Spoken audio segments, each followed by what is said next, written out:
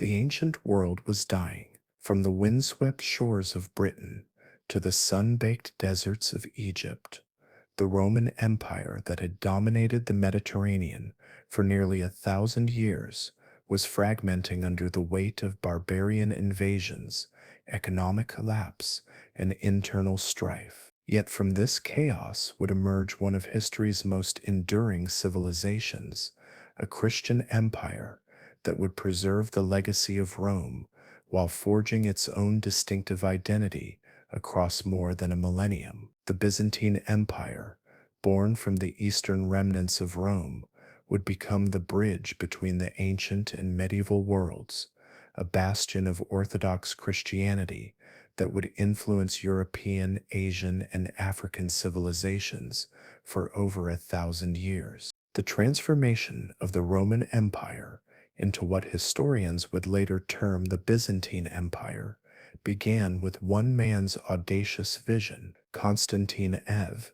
known to history as Constantine the Great, stood at the Bosphorus Straits in 324 CE, surveying the ancient Greek city of Byzantium that occupied one of the most strategic locations in the ancient world. The city controlled the narrow waterway that connected Europe and Asia, the Black Sea, and the Mediterranean, making it a natural crossroads of trade and culture. Constantine's decision to establish a new capital here would reshape the course of world history, creating a new Rome that would outlast its Western counterpart by nearly 1,000 years.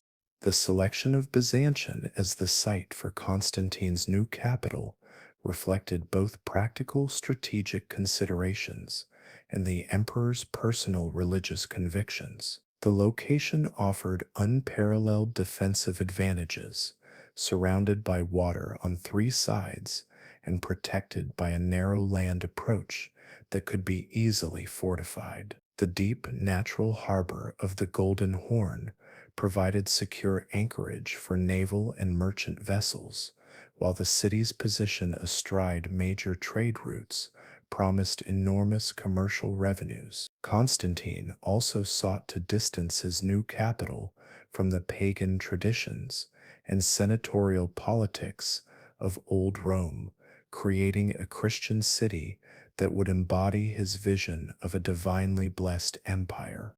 The construction of Constantinople, as the new capital became known, represented one of the most ambitious urban planning projects in ancient history. Constantine imported architects, craftsmen, and administrators from across the empire to create a city worthy of its imperial destiny. The emperor personally walked the circuit of the new city walls, marking their boundaries with his spear, while reportedly declaring that he would continue until the invisible guide who walked before him commanded him to stop. The walls that resulted from this divine inspiration enclosed an area several times larger than the original Greek settlement, providing room for the massive population that would soon call Constantinople home. The architectural marvels that rose within Constantine's walls combined Roman engineering expertise with innovative design elements that reflected the city's unique character. The Great Palace Complex, stretching across multiple terraces overlooking the Sea of Marmara, rivaled any royal residence in the ancient world. The Hippodrome, capable of seating 100,000 spectators, became the center of Constantinople's social and political life, where emperors addressed their subjects and chariot races determined not only sporting victories, but often the fate of dynasties. The city's churches, crowned by the original Church of the Holy Apostles, where Constantine himself would be interred, proclaimed Constantinople's identity as a Christian capital. The administrative systems established during Constantine's reign laid the foundation for Byzantine governmental structures that would persist for centuries. The emperor created a new senate for Constantinople, drawing members from the eastern provinces and elevating wealthy merchants and administrators to patrician status. This Eastern Senate, while never achieving the political influence of its Roman counterpart, provided a governing class committed to the new capital's success. Constantine also reorganized the imperial bureaucracy, creating specialized departments for military affairs, civil administration, and religious matters that would evolve into the sophisticated administrative machinery of the mature Byzantine state. The religious transformation that accompanied the establishment of Constantinople represented perhaps the most profound change in Roman imperial policy since Augustus founded the Principate. Constantine's conversion to Christianity, whether sincere religious conviction or calculated political strategy, fundamentally altered the relationship between imperial authority and divine legitimacy. The emperor's patronage of Christian churches and clergy elevated Christianity from a persecuted minority religion to the preferred faith of the imperial court. The Council of Nicaea, convened by Constantine in 325 CE, established precedents for imperial involvement in religious doctrine that would characterize Byzantine church-state relations for centuries. The economic foundations of the new capital reflected Constantine's understanding of the commercial possibilities offered by Constantinople's strategic location. The emperor established favorable tax policies to encourage merchants and craftsmen to relocate to the new city, creating commercial incentives that rapidly transformed Constantinople into a major trading center. The famous gold solidus currency, introduced during this period, provided a stable medium of exchange that would facilitate international commerce throughout the Byzantine period. The imperial workshops established in Constantinople began producing luxury goods, including silk textiles and fine metalwork, that would become synonymous with Byzantine craftsmanship. The demographic transformation of Constantinople during its early decades reflected the magnetic attraction of imperial patronage and commercial opportunity. Greek-speaking populations from Asia Minor and the Aegean Islands formed the largest component of the new city's inhabitants, bringing with them cultural traditions that would profoundly influence Byzantine civilization. Latin-speaking administrators and military officers from the western provinces provided governmental expertise, while merchants from across the Mediterranean established the trading networks that would make Constantinople wealthy. The synthesis of these diverse populations created a cosmopolitan urban culture that distinguished Constantinople from other imperial cities.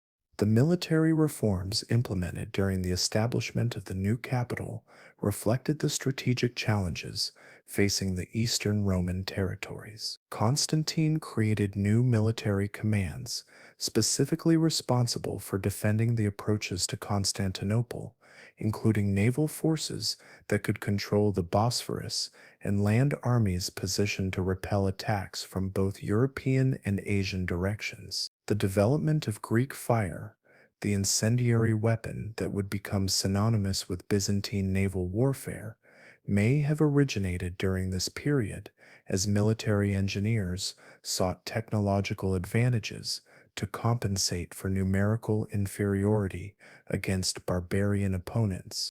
The cultural synthesis that emerged in early Constantinople combined Roman political traditions with Greek intellectual heritage and Christian spiritual values. The establishment of a university in Constantinople attracted scholars and teachers from throughout the Eastern Mediterranean, creating an intellectual environment that would preserve and transmit classical learning while developing new forms of Christian theology and philosophy. The libraries and scriptoriums of Constantinople became centers for copying and preserving ancient texts, ensuring the survival of classical literature and historical works that might otherwise have been lost during the chaos of the late imperial period. The reign of Constantine's successors revealed both the strengths and weaknesses of the new imperial system centered on Constantinople. The emperor's sons, Constantine II, Constances II, and Constans, divided the empire among themselves, creating conflicts that demonstrated the continuing challenges of imperial succession. The brief reign of Julian the Apostate represented an attempt to reverse Constantine's Christian policies, but Julian's death during his Persian campaign ensured the permanent triumph of Christianity within the imperial system. The subsequent reigns of Jovian Valentinian I and Valens established patterns of Christian imperial rule that would characterize the Byzantine Empire throughout its existence. The Arian controversy that dominated 4th century religious politics revealed the complex relationship between imperial authority and Christian doctrine that would characterize Byzantine civilization. The theological disputes surrounding the nature of Christ's divinity created divisions within the Christian community that had significant political implications. Emperor Constantius II's support for Arian positions, followed by his successor's endorsement of Nicene orthodoxy, demonstrated the extent to which imperial religious policies could influence the development of Christian theology. The Council of Constantinople in 381 CE, which confirmed the Nicene Creed and established the precedents of the Constantinople Patriarchate, represented a crucial step in the development of distinctive Byzantine Christianity. The barbarian invasions that devastated the Western Roman Empire during the 4th and 5th centuries had less severe immediate impact on the Eastern territories, but they created demographic and political pressures that would shape Byzantine development. The Gothic invasions of the Balkans brought Germanic populations into close contact with Roman civilization, creating cultural exchanges that would influence both Byzantine and barbarian societies. The settlement of Visigothic and Ostrogothic federates within Roman territory represented attempts to manage barbarian pressure through diplomatic means, but these arrangements often broke down when imperial weakness invited aggression. The economic consequences of political division between Eastern and Western imperial territories became apparent during the 4th century as trade routes and commercial relationships were disrupted by warfare and political instability. The Eastern territories' greater economic stability derived from their control of trade routes connecting Europe with Asia and their more diversified agricultural base, provided resources that enabled the Eastern Empire to maintain military and administrative effectiveness, while the West struggled with fiscal crisis. The development of Constantinople as a major commercial center enhanced the Eastern Empire's economic advantages and provided revenues that would support its survival during subsequent centuries of conflict. The 6th century witnessed the emergence of the Byzantine Empire as a major power under the transformative reign of Justinian of Ephes, whose ambitious vision of restored Roman greatness would define Byzantine imperial ideology for centuries. Ascending to the throne in 527 CE, alongside his remarkable wife Theodora, Justinian embodied the synthesis of Roman political traditions, Christian religious fervor, and Greek cultural sophistication that characterized mature Byzantine civilization. His reign would witness unprecedented territorial expansion, architectural marvels that still inspire awe today, and legal codifications that would influence European jurisprudence for a millennium. Justinian's early life reflected the social mobility that characterized the late Roman Empire, where talent and ambition could elevate individuals from humble origins to the highest positions of authority.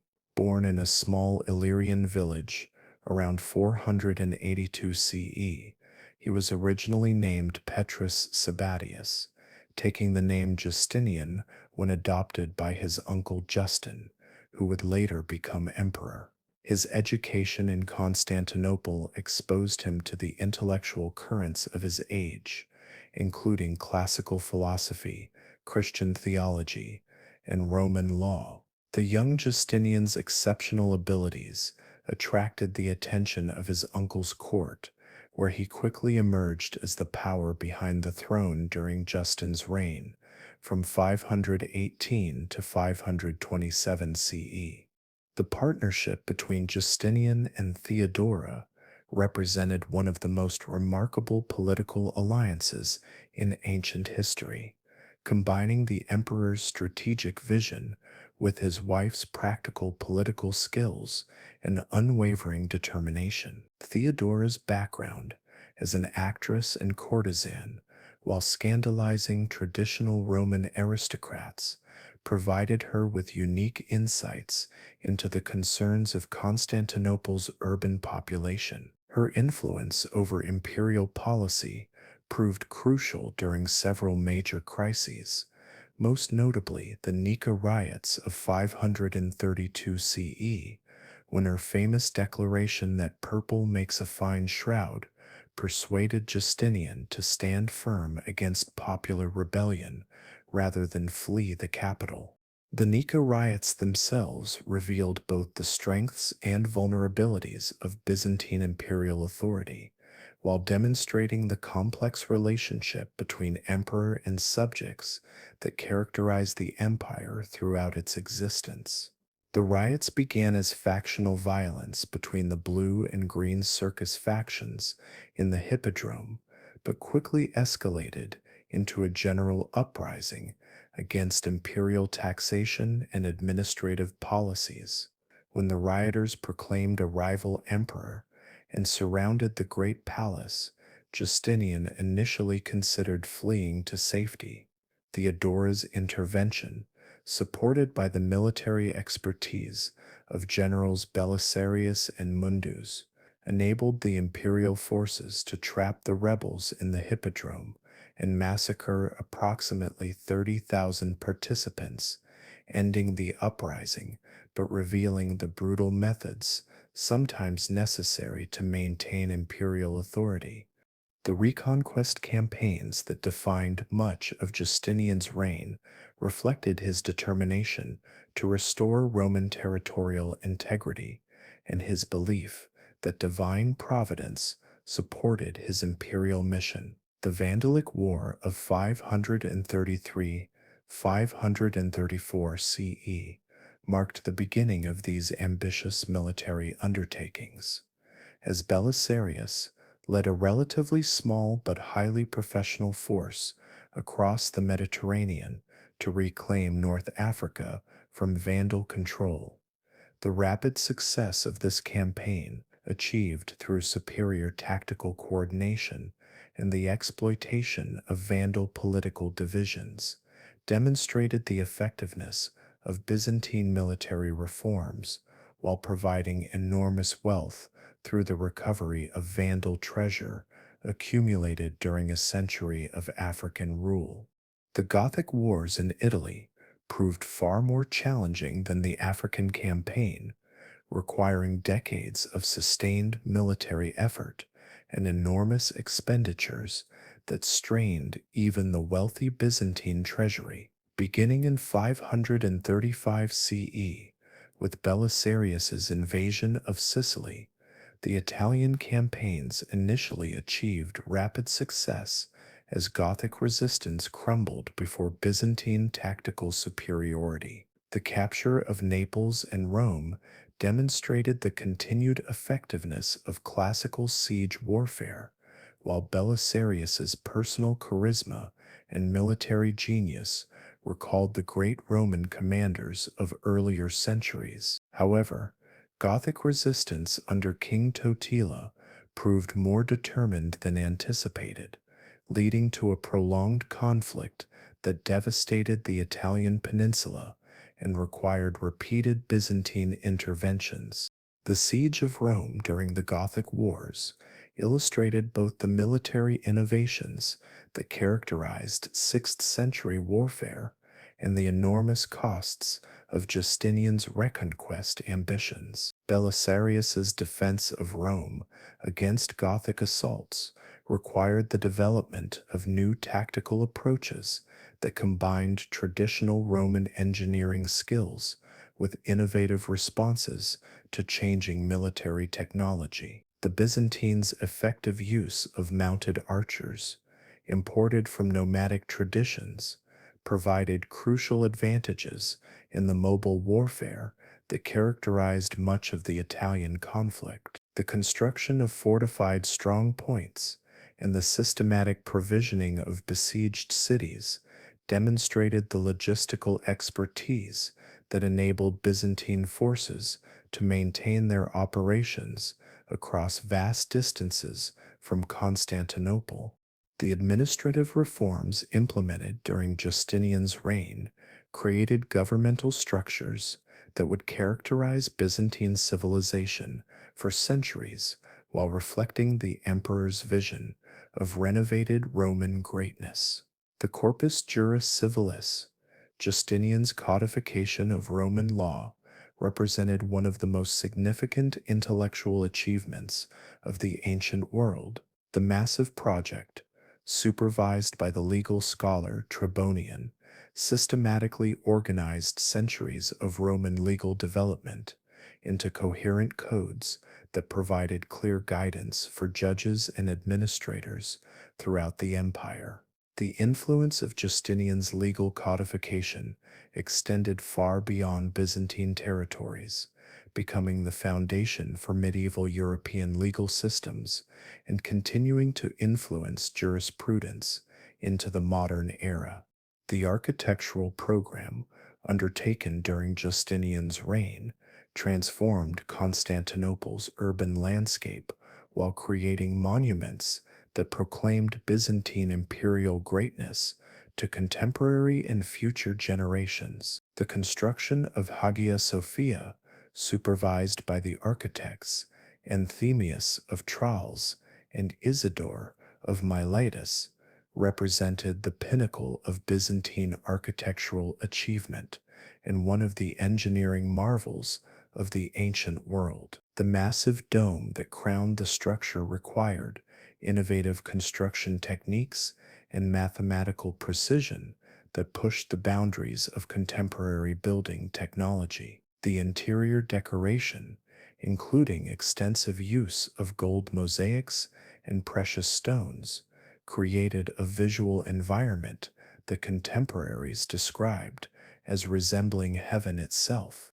The religious policies pursued during Justinian's reign reflected the emperor's determination to establish doctrinal unity throughout the Christian world while maintaining imperial control over ecclesiastical affairs. The emperor's involvement in theological disputes, including his attempts to reconcile Monophysite and Chalcedonian positions, demonstrated both the opportunities and dangers inherent in imperial intervention in religious matters. The Fifth Ecumenical Council, convened in Constantinople in 553 CE, represented Justinian's most ambitious attempt to achieve religious unity, but its condemnation of the three chapters created new controversies that persisted long after the emperor's death. The economic foundations of Justinian's ambitious programs required systematic exploitation of Byzantine territorial and commercial resources that would influence imperial fiscal policies for centuries. The emperor's tax policies, administered by officials like John the Cappadocian, extracted enormous revenues from imperial subjects but created resentment that periodically erupted into violence. The development of silk production within Byzantine territories, achieved through the smuggling of silkworms from China, provided new sources of luxury goods that could be exported for substantial profits. The control of trade routes connecting Europe and Asia generated customs revenues that supported military campaigns and architectural projects. The plague of Justinian, which struck the empire beginning in 541 CE, represented one of the most devastating demographic catastrophes in human history, while testing the resilience of Byzantine administrative and social systems. The disease, likely bubonic plague transmitted through trade routes from Central Asia, killed an estimated 50 million people across the Mediterranean world. The emperor himself contracted the disease but survived, while cities throughout the empire experienced massive population losses that disrupted economic production and military recruitment. The long-term consequences of the plague included labor shortages that would influence Byzantine social and economic development for generations.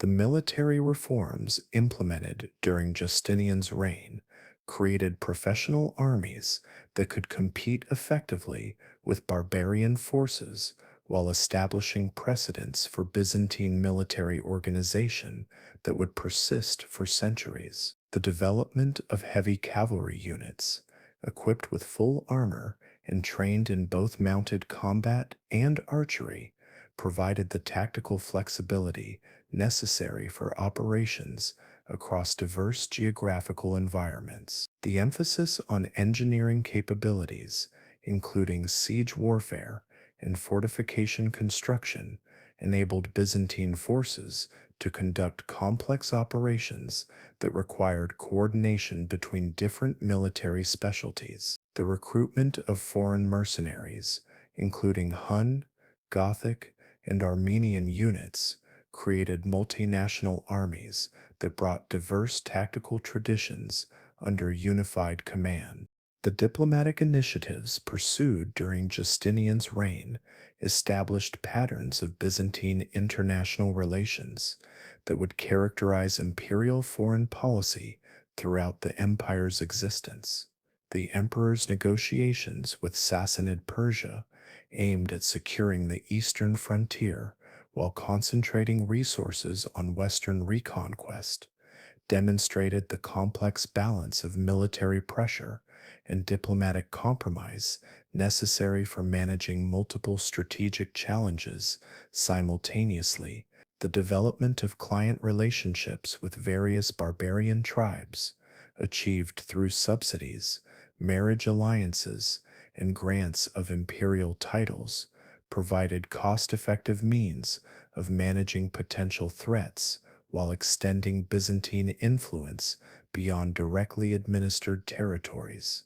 The cultural achievements of Justinian's reign reflected the synthesis of classical learning, Christian theology, and contemporary innovation that characterized 6th century Byzantine civilization. The establishment of educational institutions in Constantinople attracted scholars from throughout the Mediterranean world, creating intellectual centers that preserved ancient knowledge while developing new forms of scholarship. The patronage of historians like Procopius, whose works provide detailed contemporary accounts of Justinian's reign, ensured the preservation of crucial historical information while demonstrating the importance of literary achievement in imperial propaganda.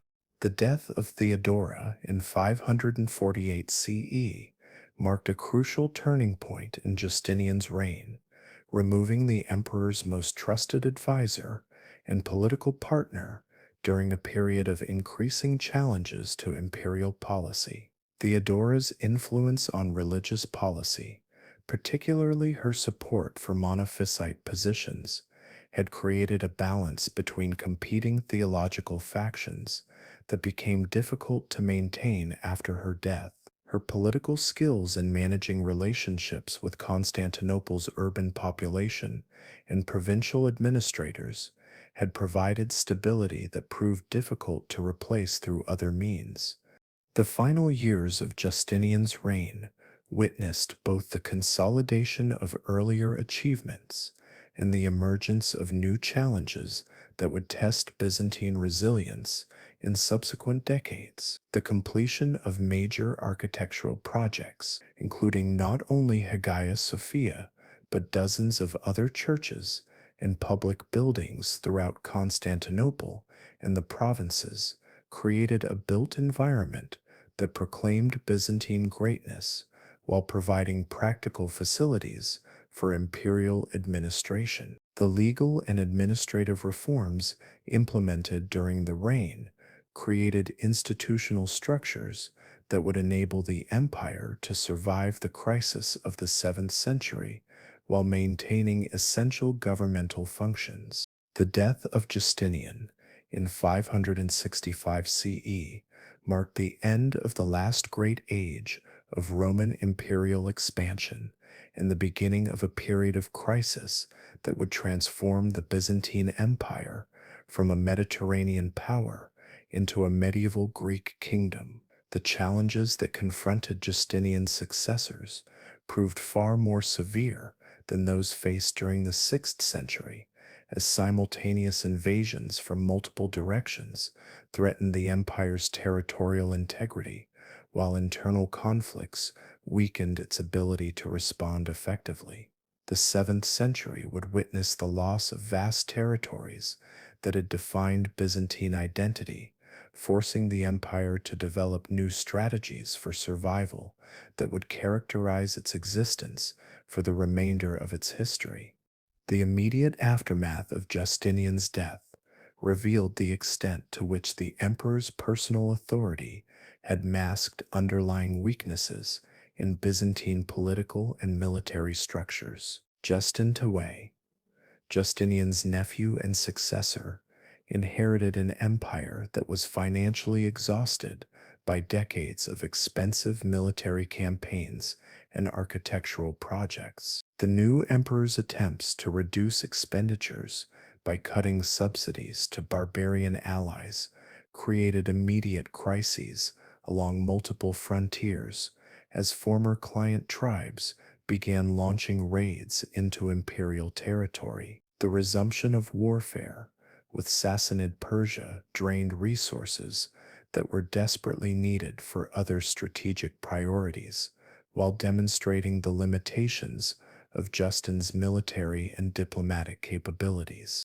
The Lombard invasion of Italy in 568 CE effectively ended Byzantine control over much of the Italian peninsula that Justinian had worked so hard to reconquer, revealing the impossibility of defending distant territories with limited military resources. The Lombards, led by King Alboin, encountered minimal Byzantine resistance as they swept across northern Italy and established a kingdom centered on Pavia that would persist for 2 centuries. The reduction of Byzantine authority in Italy to isolated enclaves around Ravenna, Rome, Naples, and southern Italy represented a devastating reversal of Justinian's achievements while creating strategic vulnerabilities that would plague the empire for generations. The Avar expansion into the Balkans during the late 6th century created new threats to Constantinople itself while demonstrating the continued vitality of nomadic military traditions. The Avars, Turkic nomads who had been displaced from Central Asian steppes by political upheavals, established a powerful confederation in the Carpathian Basin that controlled much of the former Hun territory. Their sophisticated siege warfare capabilities, acquired through contact with Byzantine and Persian military technology, enabled them to capture major fortress cities that had previously provided security for Balkan populations. The Avar raids into Thrace and the approaches to Constantinople forced the Byzantines to divert resources from other frontiers while revealing the vulnerability of the empire's heartland. The Slavic migrations that accompanied Avar expansion fundamentally altered the demographic composition of the Balkan Peninsula, creating cultural and linguistic changes that would permanently transform the character of southeastern Europe. Unlike earlier barbarian invasions that had typically involved military elites imposing their authority over existing populations, the Slavic settlement process involved entire communities establishing agricultural settlements in territories that had been devastated by warfare. The Byzantine Empire's inability to prevent or control these demographic movements reflected its reduced military capabilities while creating new challenges for imperial administration in regions where Slavic populations had become dominant.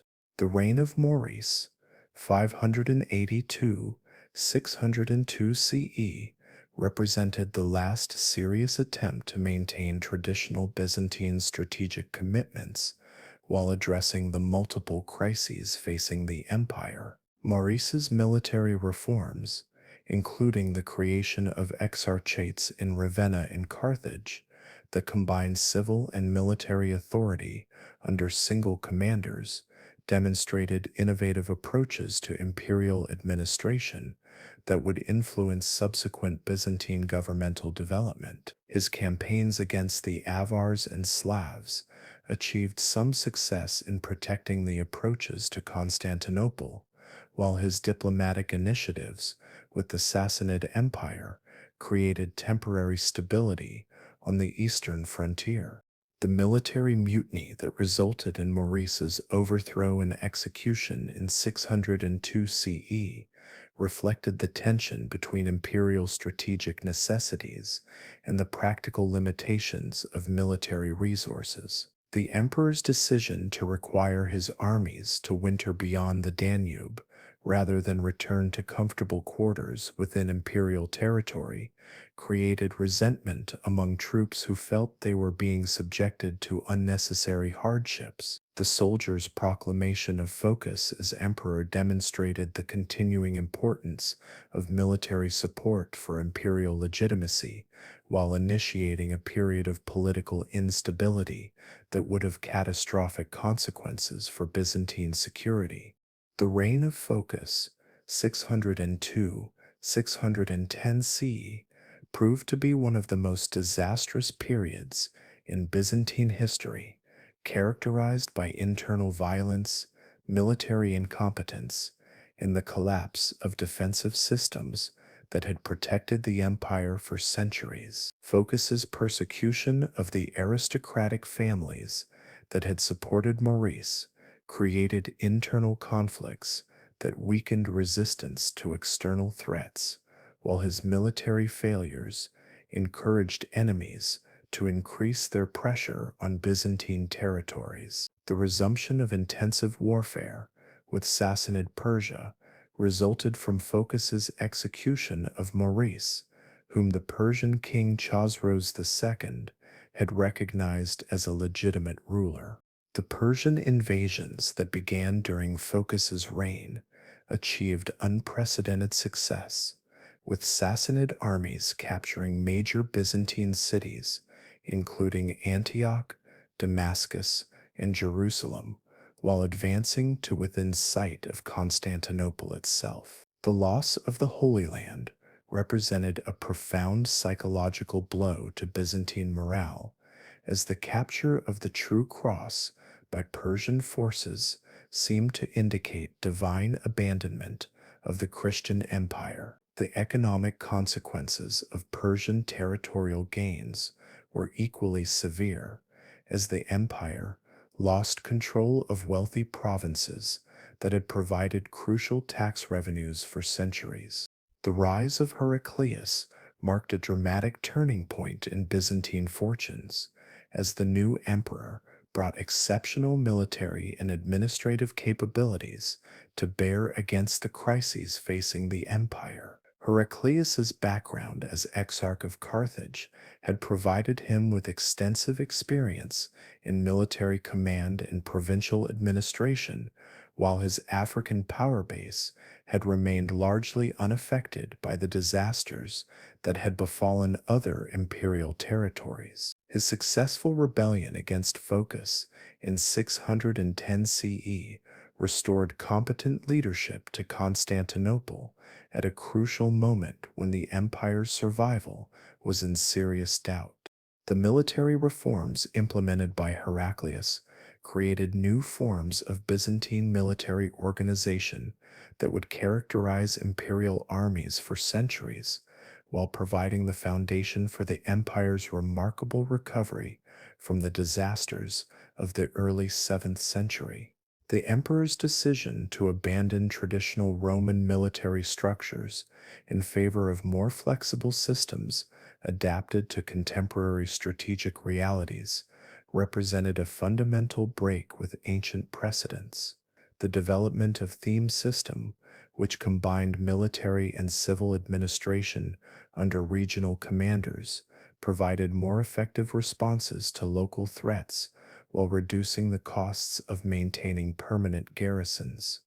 The counteroffensive launched by Heraclius against the Persian Empire represented one of the most brilliant strategic campaigns in ancient military history, demonstrating the emperor's exceptional tactical abilities while achieving results that contemporaries regarded as miraculous. Rather than attempting to recapture Persian conquests through direct assault, Heraclius chose to strike at the heart of the Sassanid Empire through campaigns in Armenia and Mesopotamia that threatened Persian strategic centers. The emperor's personal leadership of these campaigns, including his presence in frontline combat operations, provided inspirational leadership that motivated Byzantine forces to extraordinary efforts. The alliance negotiations conducted by Heraclius with various Turkic tribes represented innovative diplomatic initiatives that enabled the Byzantines to attack Persia from multiple directions simultaneously. The emperor's correspondence with the Turkic Kagan Zebil created a strategic partnership that forced the Sassanid Empire to divide its military resources between different fronts while providing the Byzantines with valuable intelligence about Persian capabilities and intentions. The complexity of these diplomatic relationships demonstrated Heraclius's sophisticated understanding of Central Asian politics and his ability to exploit tribal rivalries for Byzantine advantage. The climactic Battle of Nineveh in 627 CE represented the decisive confrontation between Byzantine and Persian forces while demonstrating the effectiveness of Heraclius's strategic vision. The emperor's tactical deployment of his forces, including innovative use of cavalry formations and coordinated attacks from multiple directions, achieved a complete victory that shattered Persian resistance and opened the road to the Sassanid capital at Siphon. The psychological impact of this victory, achieved at the site of the ancient Assyrian capital, resonated throughout the ancient world, while providing tangible evidence of divine support for the Christian empire. The recovery of the true cross and the restoration of Byzantine territorial integrity marked the apparent triumph of Heraclius's military and diplomatic efforts, while creating expectations of imperial greatness that would prove difficult to maintain. The emperor's ceremonial return to Constantinople with the captured Persian treasure and the recovered Christian relics provided spectacular public celebrations that reinforced imperial legitimacy while demonstrating the rewards of successful military leadership. The peace treaty negotiated with the Sassanid Empire restored Byzantine control over all territories lost during the previous decades, while imposing tribute obligations that provided compensation for the costs of the war. The emergence of Arab power during the final years of Heraclius's reign represented a completely unexpected threat that would ultimately prove far more dangerous to Byzantine survival than the Persian Empire had ever been. The unification of the Arabian Peninsula under the leadership of Muhammad and his successors created a new form of military organization that combined religious motivation with exceptional tactical mobility. The Arab tribes' experience in desert warfare, combined with their religious conviction and sophisticated intelligence networks, provided capabilities that proved extraordinarily effective against both Byzantine and Persian defensive systems. The initial Arab raids into Byzantine territory were initially dismissed as typical Bedouin incursions that could be managed through traditional diplomatic and military responses. The Byzantines' previous experience with Arab tribes had involved primarily commercial relationships and occasional military cooperation against Persian forces, creating assumptions about Arab capabilities that proved to be dangerously incorrect. The speed and coordination of Arab attacks, combined with their ability to withdraw into desert territories where Byzantine forces could not effectively pursue them, created tactical challenges that imperial commanders were unprepared to address. The Battle of Aginadain in 634 CE marked the first major Arab victory against Byzantine forces, while revealing the extent to which Islamic military capabilities had exceeded imperial expectations. The Arab army, led by Khalid ibn al-Walid, demonstrated exceptional tactical flexibility and coordination that enabled them to achieve decisive victory against numerically superior Byzantine forces. The psychological impact of this defeat extended far beyond its immediate military consequences, as Christian populations throughout Syria began to question whether divine providence still favored the Byzantine Empire.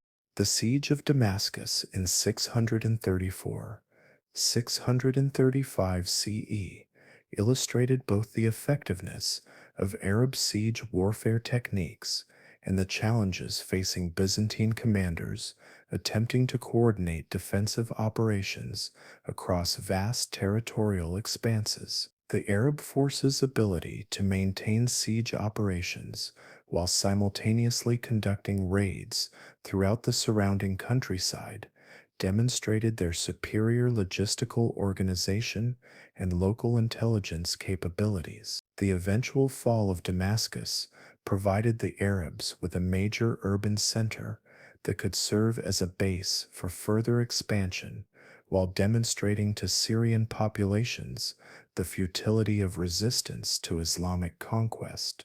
The Battle of Yarmouk in 636 CE represented the decisive engagement that determined the fate of Byzantine control over the Levant, while providing the most dramatic demonstration of the tactical revolution that had transformed Arab military capabilities. Heraclius's attempt to concentrate superior forces for a decisive confrontation with the Arab army resulted in the deployment of the largest Byzantine field army since the Persian campaigns. However, the Arab commanders' tactical innovations, including coordinated cavalry charges, systematic use of archery, and brilliant exploitation of desert terrain, achieved a complete victory that shattered Byzantine military power in the region. The loss of Syria and Palestine following the Battle of Yarmouk forced Heraclius to confront the reality that the territorial gains achieved through his Persian campaigns had been completely reversed within a single decade.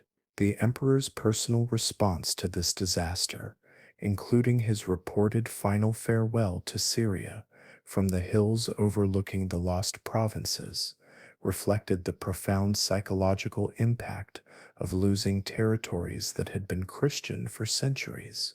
The strategic implications of these losses extended far beyond their immediate territorial significance, as the Arabs had demonstrated military capabilities that threatened the empire's survival. The Arab conquest of Egypt during 639 642 CE eliminated one of the Byzantine Empire's most important sources of revenue while providing the Islamic State with resources that would support further expansion.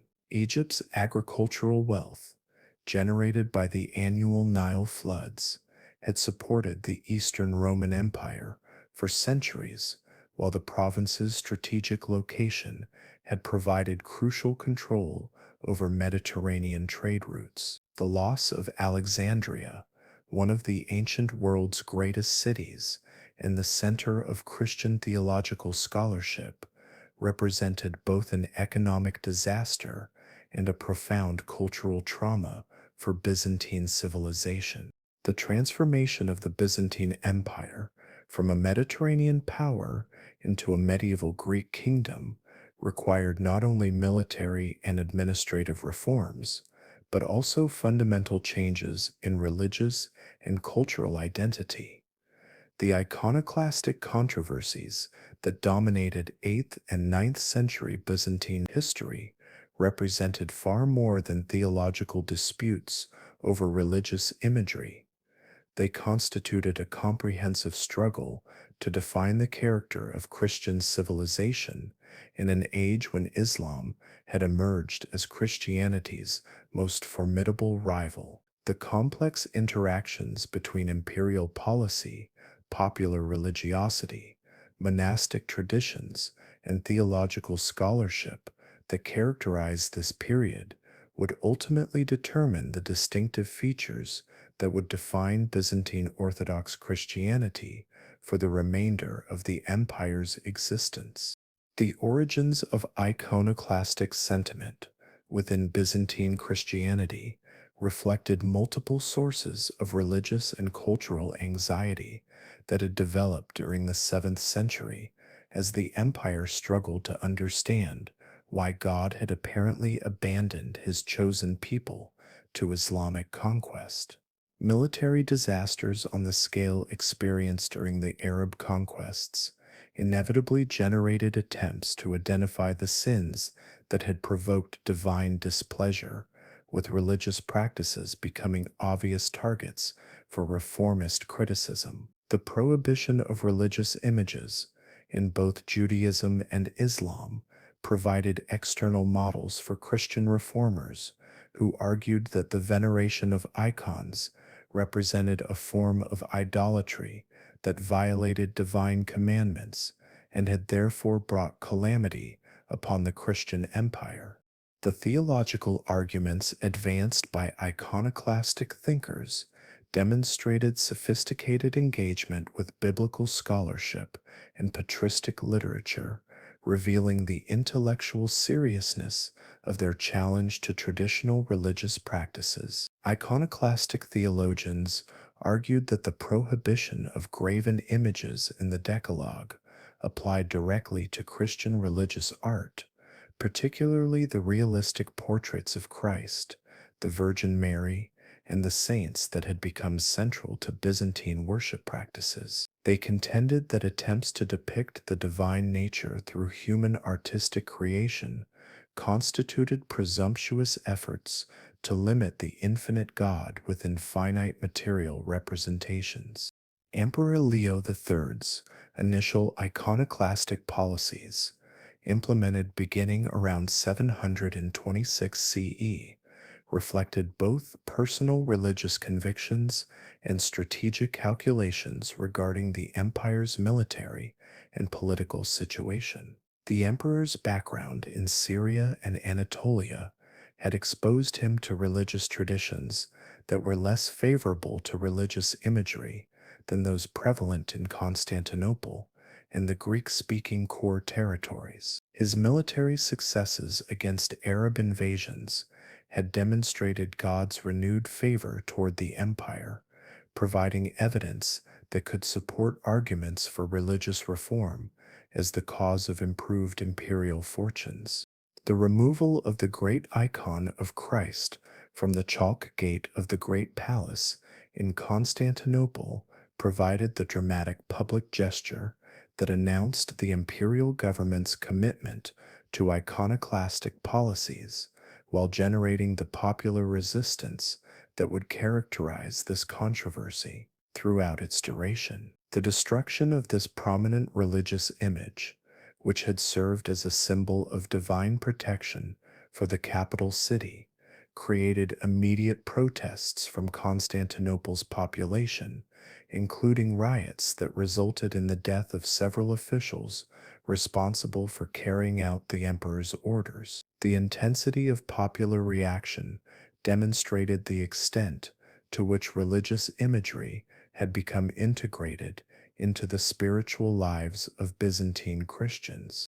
The response of the Byzantine monasteries to iconoclastic policies revealed the complex relationship between imperial authority and religious institutions that would continue to characterize church-state relations throughout the remainder of Byzantine history. Monastic communities had become major centers for the production and veneration of religious art, with icon painting developing into a sophisticated artistic tradition that combined theological sophistication with exceptional technical skill. The monks' resistance to imperial iconoclastic policies created a conflict between obedience to imperial authority and fidelity to religious traditions that challenged fundamental assumptions about the relationship between temporal and spiritual power. The persecution of iconophile monks and clergy during the reign of Constantine v. 741 775 CE represented the most systematic attempt in Byzantine history to enforce religious uniformity through imperial coercion while revealing the limitations of state power when confronted with deeply held religious convictions. Constantine's theological writings, including treatises that provided detailed arguments against icon veneration, demonstrated the intellectual sophistication of imperial iconoclastic policy, while his administrative measures revealed the practical difficulties of eliminating religious practices that had become central to popular Christianity. The emperor's destruction of monastic libraries and artistic treasures represented irreplaceable cultural losses that would influence Byzantine intellectual development for centuries. The diplomatic dimensions of the iconoclastic controversy extended far beyond the Byzantine Empire's borders, affecting relationships with both Western Christianity and the Islamic world, while influencing broader patterns of medieval religious and political development. Pope Gregory III's condemnation of Byzantine iconoclastic policies in 731 CE marked a crucial step in the growing alienation between Eastern and Western Christianity that would eventually result in permanent schism. The papal alliance with the Frankish kingdom, formalized through Charlemagne's coronation as Roman emperor in 800 CE, created a rival claim to Roman imperial authority that challenged fundamental assumptions about Byzantine political legitimacy. The Islamic world's response to Byzantine iconoclasm revealed the complex relationship between Christian and Muslim religious policies, while demonstrating the extent to which theological developments within one religious tradition could influence others. Some Islamic observers viewed Byzantine iconoclastic policies as evidence of Christian recognition that previous religious practices had been erroneous, potentially supporting Islamic claims about the superiority of their own religious traditions. However, other Muslim scholars argued that Christian iconoclasm represented an attempt to compete with Islam rather than genuine religious reform, suggesting that Byzantine policies were politically rather than theologically motivated. The military consequences of iconoclastic policies proved particularly significant in regions where religious imagery had become central to local defensive traditions, as communities that had relied upon icons for spiritual protection faced psychological challenges when confronting external threats. The removal of military standards that featured religious images eliminated symbols that had provided morale and unit cohesion for Byzantine armies, potentially contributing to military defeats that weakened imperial defensive capabilities. The destruction of fortress churches and their religious decorations removed focal points for community resistance that had helped maintain local loyalty to imperial authority. The economic implications of iconoclastic policies affected multiple aspects of Byzantine society, from the artistic communities that had specialized in religious image production to the pilgrimage networks that had generated commercial revenues for communities throughout the empire. The suppression of icon production eliminated sources of livelihood for painters, sculptors, and craftsmen, while disrupting trade relationships with foreign merchants who had purchased Byzantine religious art. The decline in pilgrimage to sites associated with miraculous icons reduced commercial activity in numerous communities, while weakening cultural connections between Constantinople and provincial populations.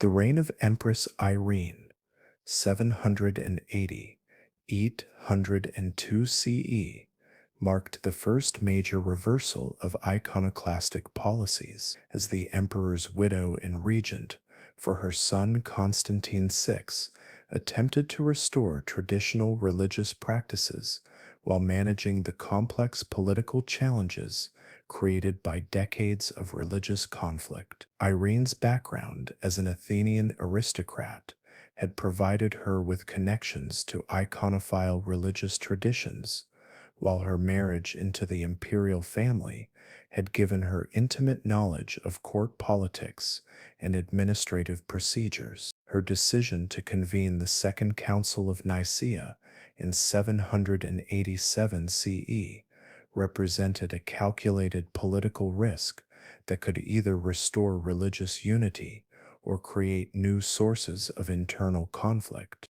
The Second Council of Nicaea provided the theological foundation for the restoration of icon veneration while establishing doctrinal positions that would define Orthodox Christianity's approach to religious imagery for the remainder of Byzantine history. The Council's distinction between worship latria, which was appropriate only for God, and veneration proskynesis, which could legitimately be offered to religious images, provided a sophisticated theological framework that addressed iconoclastic criticisms while preserving traditional religious practices. The participation of papal legates in the council's proceedings demonstrated the possibility of cooperation between Eastern and Western Christianity, though this unity would prove temporary.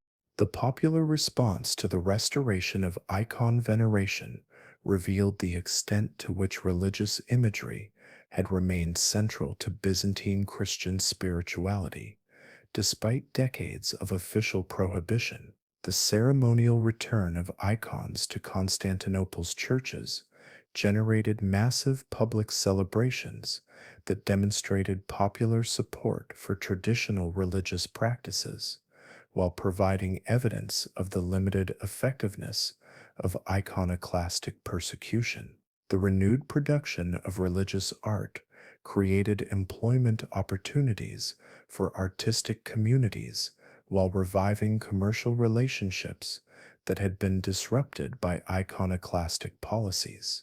The military revolts that opposed Irene's religious policies demonstrated the continuing strength of iconoclastic sentiment within certain segments of Byzantine society, particularly among army units that had been recruited from regions where iconoclastic policies had enjoyed greater popular support. The empress's ability to suppress these revolts through a combination of military action and political negotiation revealed both her personal political skills and the limitations of iconoclastic opposition. The integration of iconoclastic and iconophile factions within imperial administration required careful management of competing interests that would influence Byzantine politics for generations. The second period of iconoclasm, initiated by Leo VF in 815 CE and continued under Theophilos until 843 CE, represented a renewed attempt to implement religious reforms while addressing the military and political challenges facing the empire during the early ninth century. The emperor's decision to restore iconoclastic policies reflected both personal religious convictions and strategic calculations regarding the empire's relationship with its Islamic neighbors. The military success achieved by iconoclastic emperors against both Arab and Bulgarian opponents provided evidence that could support arguments for the divine approval of their religious policies.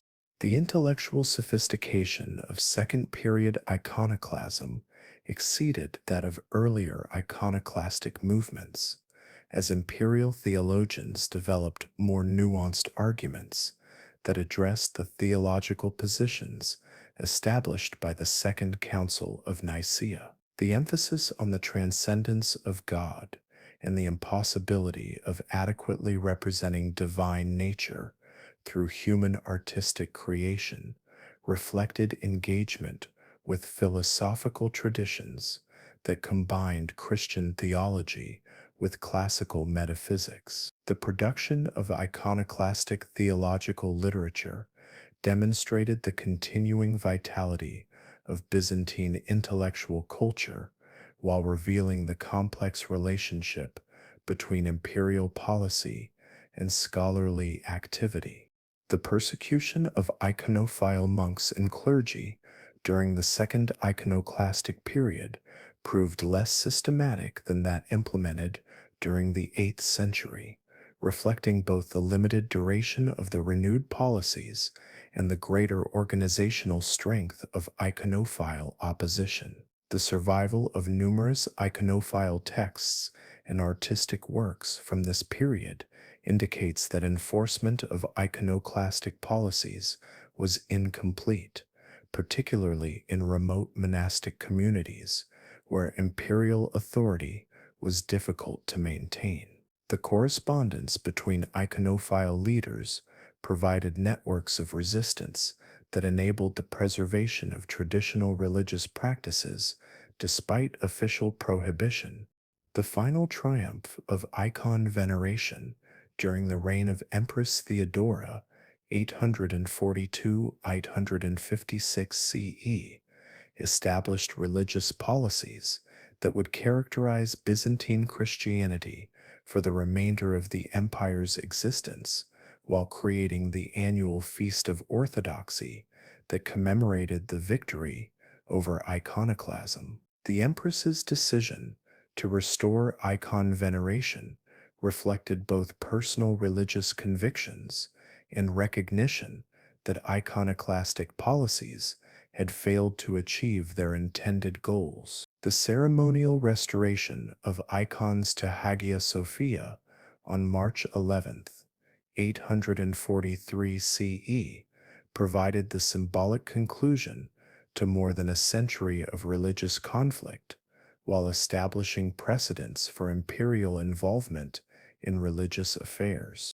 The long-term consequences of the iconoclastic controversies extended far beyond their immediate religious significance, to influence fundamental aspects of Byzantine cultural and political development. The strengthening of monastic institutions through their successful resistance to imperial religious policies created power centers that would compete with imperial authority throughout subsequent Byzantine history. The development of sophisticated theological traditions that defended icon veneration contributed to the intellectual foundations of Orthodox Christianity while distinguishing Eastern religious traditions from both Western Catholicism and Islamic theology.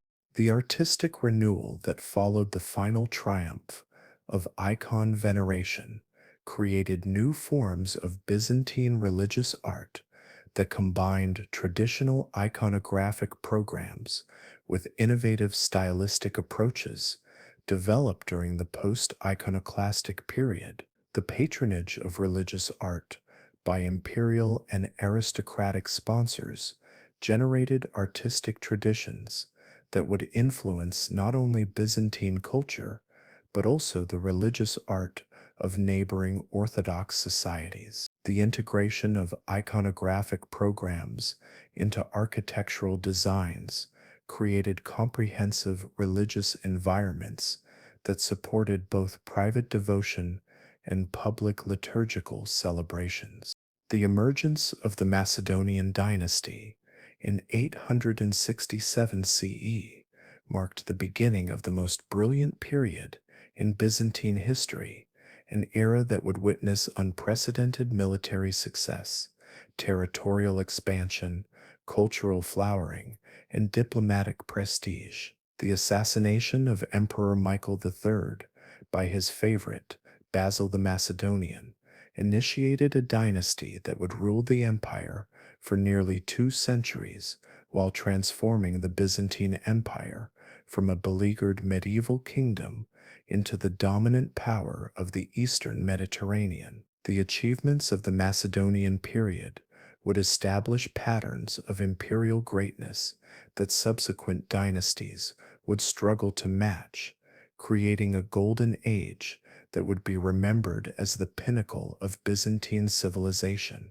Basil I's rise from peasant origins to imperial authority exemplified the social mobility that continued to characterize Byzantine society despite the aristocratic pretensions of the court culture. Born in a Macedonian village around 830 CE, Basil had arrived in Constantinople as a young man seeking his fortune through personal service to wealthy patrons. His exceptional physical strength and personal charisma attracted the attention of Emperor Michael III, who elevated him to positions of increasing responsibility within the imperial administration. The emperor's decision to adopt Basil as his heir reflected both personal affection and recognition of his protégé's administrative and military capabilities. The circumstances surrounding Basil's assassination of Michael III revealed both the ruthless political calculations necessary for survival in Byzantine court politics and the personal loyalty that had initially bound the two men together. Contemporary sources provide conflicting accounts of the events leading to Michael's death, with some suggesting that Basil acted to prevent his own elimination by court rivals, while others indicate that he orchestrated the emperor's murder to achieve personal ambition. The subsequent legitimization of Basil's authority through marriage to Michael's mistress, Eudokia Ingarina, demonstrated the complex relationship between personal relationships and political power that characterized imperial succession practices. The military reforms implemented during Basil's reign created new forms of Byzantine military organization that would provide the foundation for the spectacular territorial expansion achieved during subsequent reigns. The emperor's reorganization of the theme system strengthened regional military commands, while providing more effective coordination between different territorial districts. The development of professional military units, including both infantry and cavalry formations, equipped with improved weapons and armor, enhanced Byzantine tactical capabilities while reducing dependence on foreign mercenaries. The establishment of naval bases in strategic locations throughout the Mediterranean provided platforms for offensive operations that would restore Byzantine control over territories lost during previous centuries. The legislative program undertaken by Basil I represented a systematic attempt to update and clarify the legal foundations of Byzantine government while addressing practical problems that had emerged during centuries of administrative development. The Prokeros Nomos, a legal handbook produced during his reign, provided simplified guidance for judges and administrators while making legal procedures more accessible to ordinary citizens. The emperor's efforts to reconcile religious and civil law created more coherent legal frameworks that reduced conflicts between ecclesiastical and secular authorities. The emphasis on practical legal solutions reflected Basil's understanding of the administrative challenges facing the empire while demonstrating his commitment to effective governance. The religious policies pursued during Basil's reign achieved a careful balance between imperial authority and ecclesiastical independence that provided stability for church-state relations while avoiding the controversies that had characterized previous reigns. The emperor's support for the final resolution of the Iconoclastic controversy demonstrated his recognition that religious unity was essential for imperial stability, while his patronage of monastic institutions created political alliances that strengthened imperial authority. The appointment of Photius as Patriarch of Constantinople, despite the controversial circumstances of his elevation, provided the empire with exceptional ecclesiastical leadership while creating diplomatic challenges with the papal court. The Phocian schism that developed during Basil's reign revealed the complex relationship between Byzantine and Western Christianity, while establishing patterns of East-West religious conflict that would influence medieval European politics for centuries. Photius's scholarly achievements, including his encyclopedic knowledge of classical literature and his theological sophistication, made him one of the most remarkable intellectual figures of the ninth century, but his irregular appointment to the patriarchal throne created ecclesiastical disputes that had significant political implications. The papal refusal to recognize Photius's legitimacy created diplomatic tensions that affected Byzantine relationships with Western European kingdoms, while contributing to the growing alienation between Eastern and Western Christianity.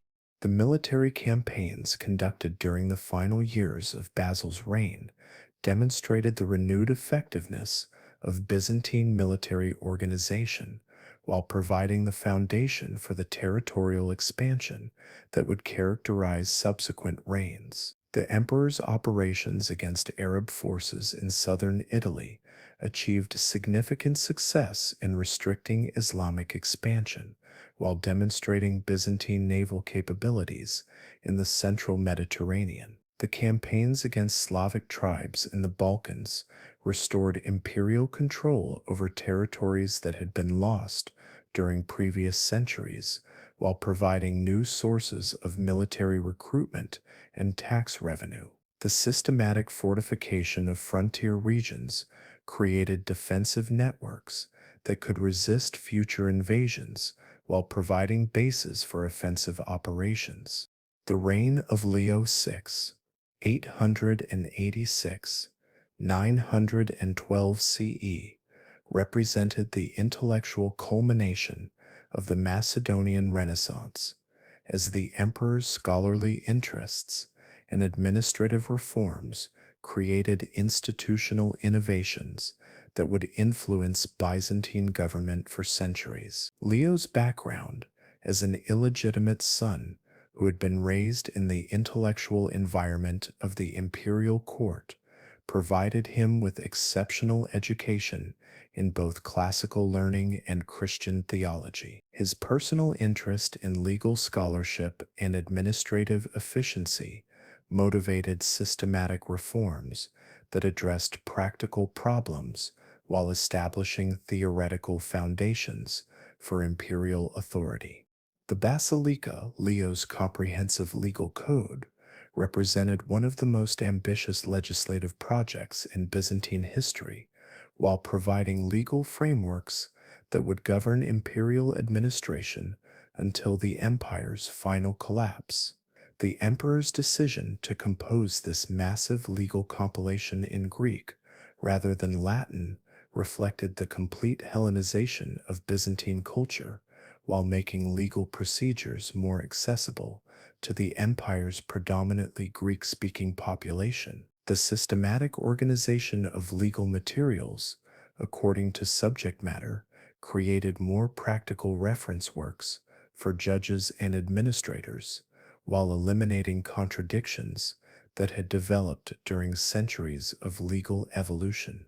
The military handbook, known as the Tactica, attributed to Leo VI, provided comprehensive guidance for Byzantine commanders while revealing the sophisticated theoretical understanding of warfare that characterized 10th century imperial military thought. The work's systematic analysis of tactical formations, strategic principles, and logistical considerations demonstrated the professional expertise that had developed within Byzantine military institutions, while providing practical instruction that could improve battlefield performance. The emphasis on coordination between different military specialties reflected the complex operational requirements of contemporary warfare, while acknowledging the diverse enemies that Byzantine forces might encounter. The diplomatic achievements of Leo's reign established Byzantine influence throughout the Mediterranean world, while demonstrating the empire's renewed status as a major international power. The emperor's negotiations with the Carolingian Empire created alliance relationships that provided mutual support against common enemies, while recognizing Byzantine sovereignty over southern Italy and the eastern Mediterranean. The development of commercial agreements with Italian maritime republics generated trade relationships that would provide crucial economic benefits while extending Byzantine cultural influence throughout the Mediterranean world. The systematic use of marriage alliances and diplomatic titles created networks of client relationships that extended imperial influence far beyond directly administered territories.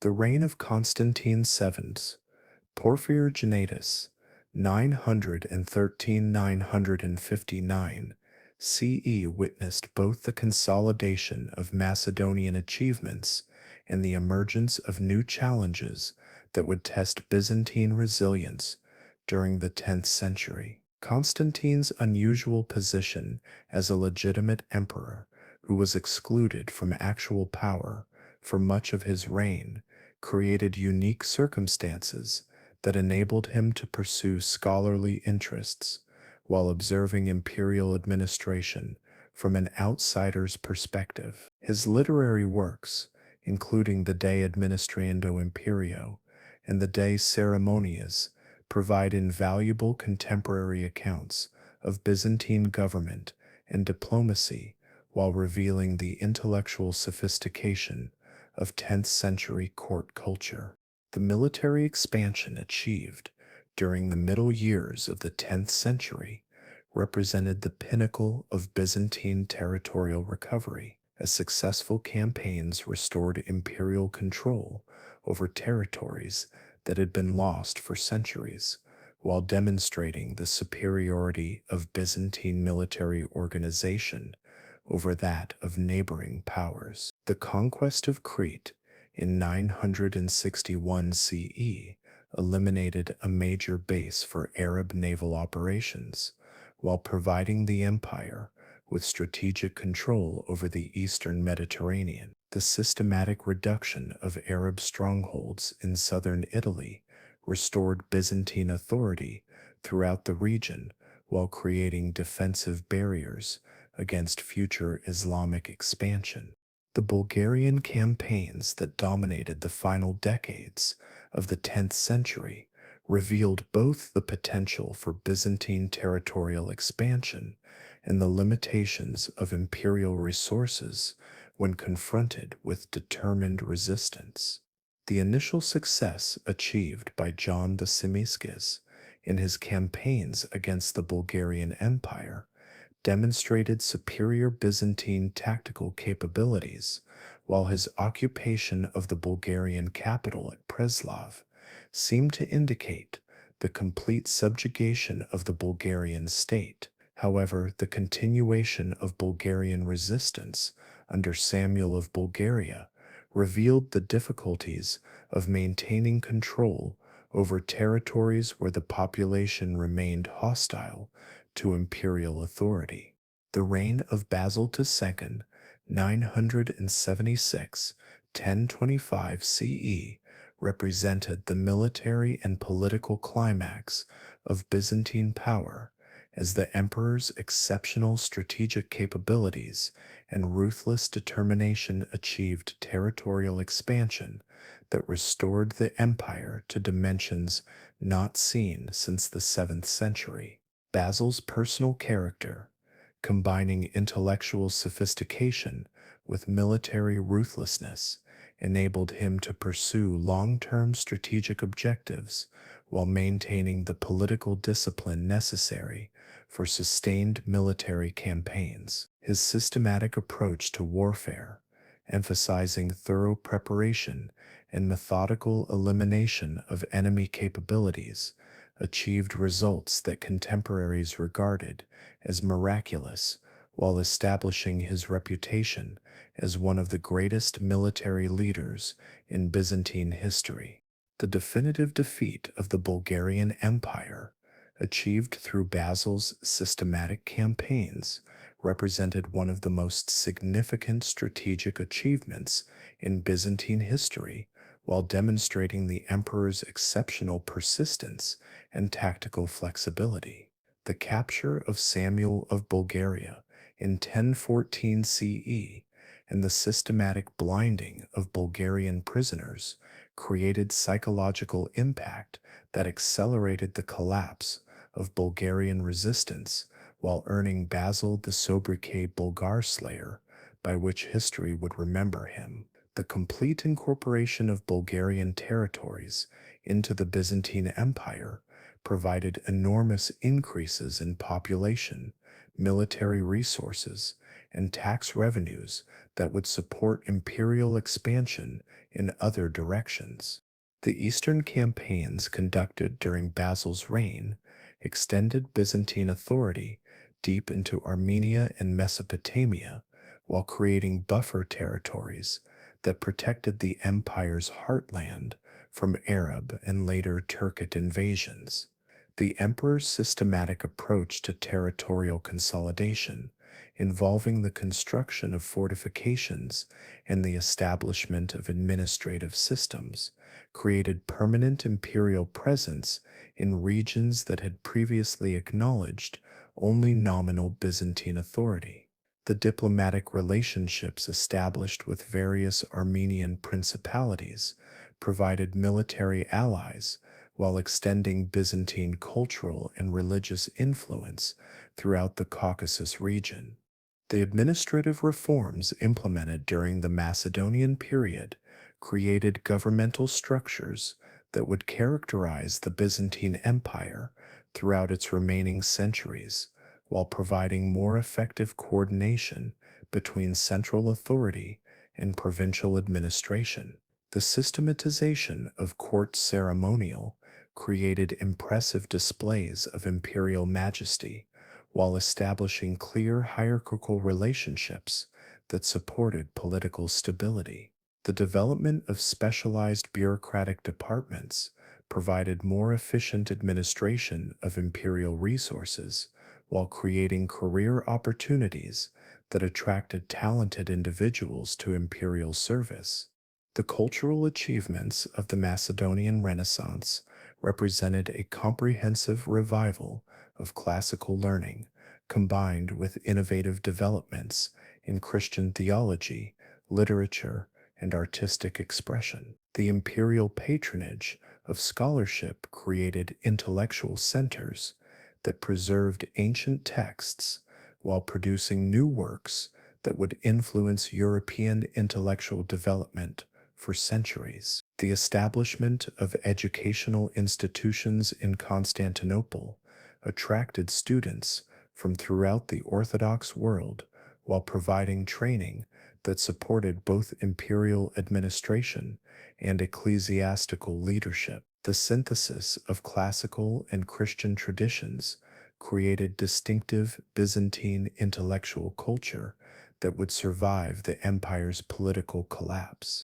The artistic innovations developed during the Macedonian period established aesthetic traditions that would define Byzantine religious and secular art for the remainder of the empire's existence. The development of new iconographic programs combined traditional religious imagery with contemporary political symbolism while creating visual representations of imperial ideology. The patronage of monumental architecture created building programs that transformed Constantinople's urban landscape while providing models that would influence architectural development throughout the Orthodox world. The production of luxury goods, including silk textiles, jewelry, and metalwork, demonstrated the technical sophistication of Byzantine craftsmen while generating export products that enhanced the empire's commercial position. The 11th century marked a crucial turning point in Byzantine history as the empire confronted challenges that would fundamentally alter its position within the medieval world system. The Great Schism of 1054 CE between Eastern and Western Christianity created permanent religious divisions that would influence European politics for centuries, while the emergence of new military threats from both Norman adventurers in the West and Seljuk Turks in the East forced fundamental changes in Byzantine strategic priorities. The empire that had dominated the Eastern Mediterranean for centuries would find itself increasingly isolated from its traditional allies while facing enemies whose military capabilities and territorial ambitions posed existential threats to Byzantine survival. The theological and political tensions that culminated in the Great Schism had been developing for centuries as differences in religious practice, ecclesiastical authority, and cultural identity created growing alienation between Constantinople and Rome. The addition of the Filioque clause to the Nicene Creed by Western churches represented one of the most significant doctrinal disputes, as Byzantine theologians argued that this unilateral modification of conciliar decisions violated proper ecclesiastical procedures while potentially compromising Trinitarian theology. The papal claims to universal ecclesiastical jurisdiction conflicted with Orthodox traditions of pentarchy that recognize the autonomous authority of patriarchal sees within their respective territories. The immediate cause of the 1054 schism involved a complex dispute over ecclesiastical jurisdiction in southern Italy, where Norman conquests had brought territories under papal authority that had previously acknowledged the authority of the Constantinople Patriarch. Cardinal Humbert's mission to Constantinople intended to resolve these jurisdictional conflicts, instead escalated tensions through mutual accusations of heresy and improper religious practices. The cardinal's deposition of a bull of excommunication upon the altar of Hagia Sophia created a dramatic gesture that symbolized the complete breakdown of communication between Eastern and Western church hierarchies.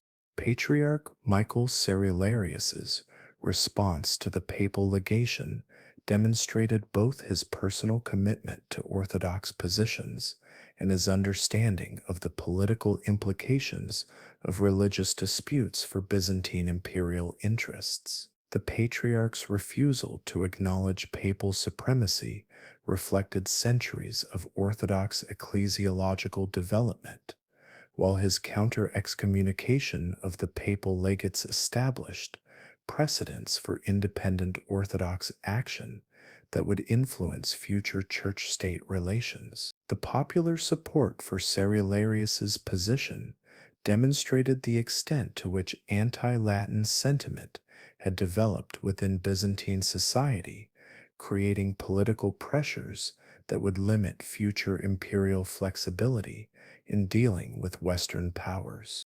The long-term consequences of the Great Schism extended far beyond immediate ecclesiastical disputes to influence fundamental aspects of Byzantine international relations and cultural identity. The religious separation created barriers to diplomatic cooperation with Western European kingdoms that had previously provided potential allies against Islamic expansion. The development of distinct Orthodox and Catholic religious traditions reinforced cultural differences that would persist long after the political circumstances that had created the schism had changed. The identification of Orthodoxy with Byzantine imperial identity created religious nationalism that would influence popular resistance to foreign domination throughout the empire's remaining centuries.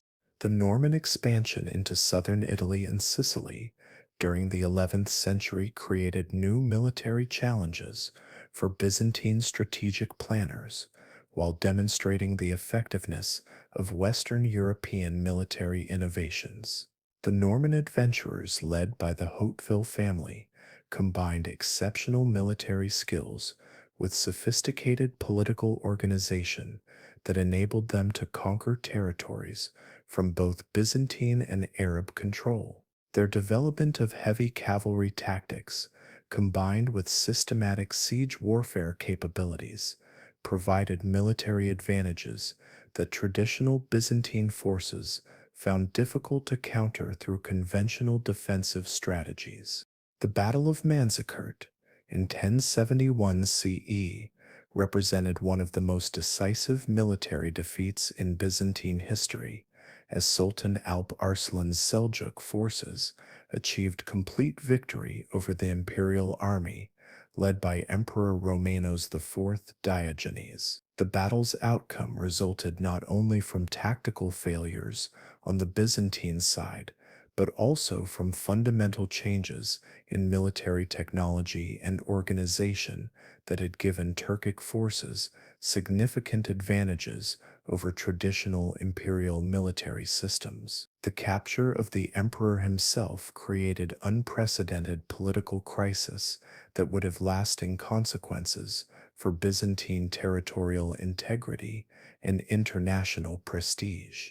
The immediate aftermath of Manzikert witnessed the rapid collapse of Byzantine authority throughout much of Anatolia as local commanders abandoned their positions, while Turkic raiding parties penetrated deep into territories that had been imperial heartlands for centuries.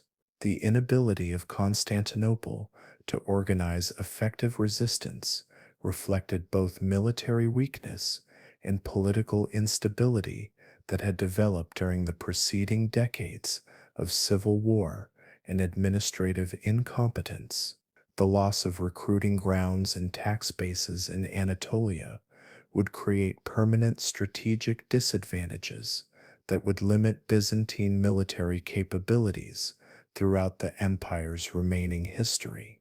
The civil wars that followed Romanos IV's capture revealed the fundamental weaknesses in Byzantine political institutions that had been concealed by the military successes of earlier decades. The competition between different claimants to imperial authority prevented coordinated responses to external threats, while consuming resources that were desperately needed for military reconstruction. The involvement of foreign mercenaries in these internal conflicts introduced additional complications while demonstrating the empire's dependence on external military support that could be withdrawn or redirected according to the political calculations of mercenary leaders. The reign of Alexios, Ikomnenos 1081 to 1118 CE, marked a remarkable recovery from the disasters of the late 11th century, while establishing military and administrative innovations that would enable the empire to survive subsequent challenges. Alexios's background as a professional military commander provided him with intimate knowledge of the empire's defensive requirements, while his family connections to the Anatolian military aristocracy created political alliances that supported imperial authority. His systematic approach to governmental reform addressed both immediate military necessities and long-term institutional requirements for imperial stability.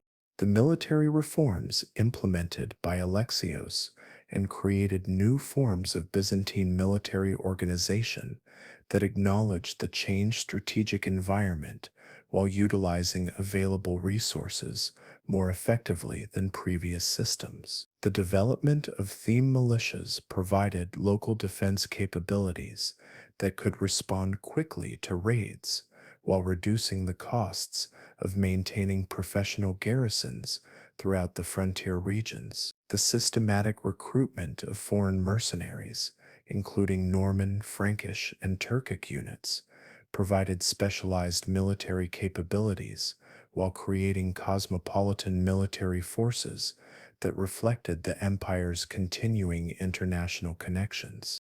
The diplomatic revolution achieved through Alexios's appeal to Western Europe for military assistance against Islamic expansion represented both a calculated strategic decision and a fundamental acknowledgement of Byzantine military limitations. The emperor's letters to various Western rulers, including Pope Urban II, described the critical situation facing Eastern Christianity while requesting military support against the expansion of Islamic power. The response to these appeals would exceed Alexios's expectations and create complications that the emperor had not anticipated, as the First Crusade brought massive Western military forces into contact with Byzantine territories and populations. The arrival of the First Crusade in 1096 to 1097 CE created unprecedented challenges for Byzantine diplomacy as the empire attempted to utilize Western military resources for imperial strategic objectives while managing the complex political and religious tensions that arose from the presence of large foreign armies in imperial territory. The emperor's negotiations with various crusading leaders, including Bohemond of Taranto and Godfrey of Bouillon, required careful balance between the assertion of imperial authority and recognition of crusader military independence. The development of oath ceremonies that bound crusader leaders to imperial service demonstrated Alexios's sophisticated understanding of Western feudal traditions while establishing legal frameworks for subsequent cooperation. The Siege of Nicaea in 1097 CE provided the first major test of Byzantine crusader cooperation, while revealing both the potential benefits and inherent tensions in this military alliance. The emperor's decision to coordinate imperial forces with crusader armies enabled the rapid capture of this important fortress city while demonstrating the effectiveness of combined operations. However, the crusaders' expectations of territorial rewards conflicted with Byzantine intentions to restore imperial authority over recovered territories, creating disputes that would influence subsequent Crusader Byzantine relations throughout the period of the Crusader states. The establishment of the Crusader states in Syria and Palestine created new diplomatic challenges for Byzantine foreign policy, while providing potential allies whose military capabilities could support imperial strategic objectives. The Principality of Antioch, established by Bohemond in territories that had previously acknowledged Byzantine authority, represented a direct challenge to imperial territorial claims, while creating precedents for Western European settlement in the Eastern Mediterranean. The emperor's attempts to maintain influence over Crusader policies through diplomatic pressure and military support achieved limited success, while revealing the constraints facing imperial authority in the changed strategic environment of the 12th century. The Second Crusade's passage through Byzantine territory during the reign of Manuel of Komnenos, 1143 to 1180 CE, revealed the continuing tensions between imperial strategic objectives and Western crusading enthusiasms. The emperor's negotiations with Louis VII of France and Conrad III of Germany demonstrated his sophisticated understanding of Western European politics, while his military preparations reflected continuing concerns about the security implications of allowing large foreign armies to traverse imperial territory. The ultimate failure of the Second Crusade in its attempts to capture Damascus reduced Western enthusiasm for crusading enterprises, while providing the Byzantines with opportunities to reassert their influence over affairs in the Levant. The Italian campaigns undertaken by Manuel I represented the last serious Byzantine attempt to restore imperial authority in the Western Mediterranean, while demonstrating both the continuing ambitions of the Komnenos dynasty and the practical limitations facing imperial military resources. The emperor's alliances with various Italian city-states and his diplomatic relationships with the papal court created opportunities for Byzantine intervention in Western European politics. However, the enormous costs of these distant military operations strained imperial finances while achieving limited permanent results that failed to justify their expense.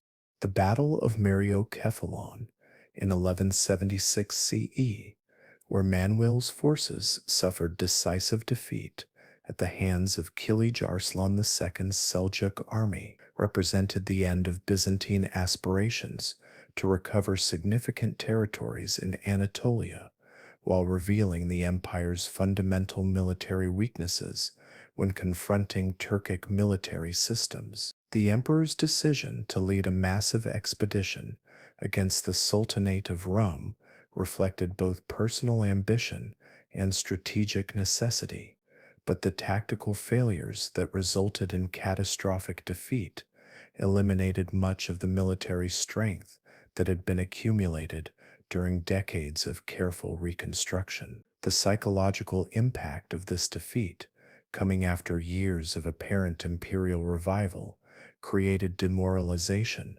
that would influence Byzantine politics for generations.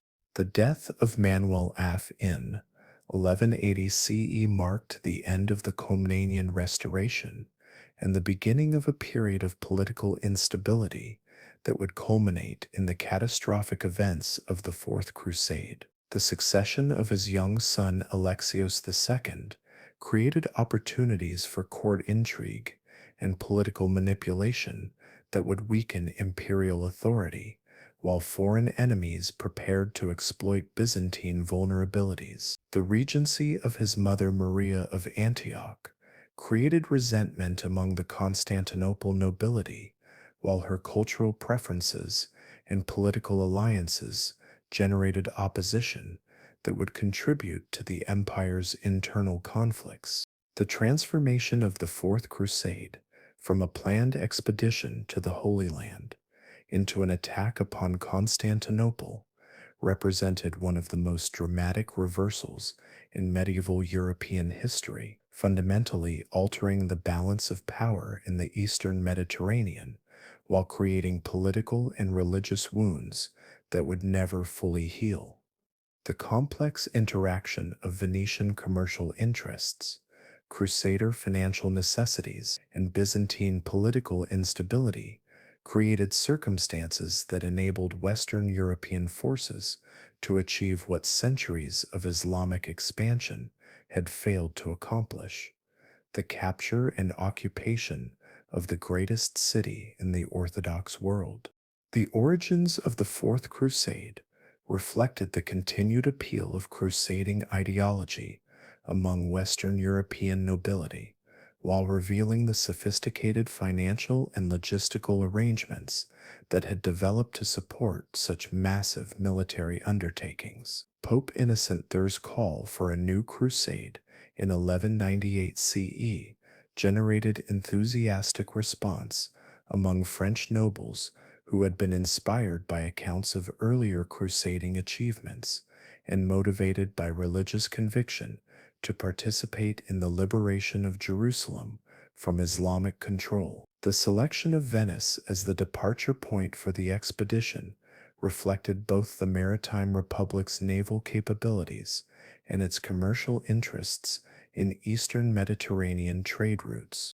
The financial arrangements negotiated between the Crusade leaders and Doge Enrico Dandolo revealed the commercial calculations that increasingly influenced medieval military enterprises, while creating the debt obligations that would ultimately determine the Crusade's direction.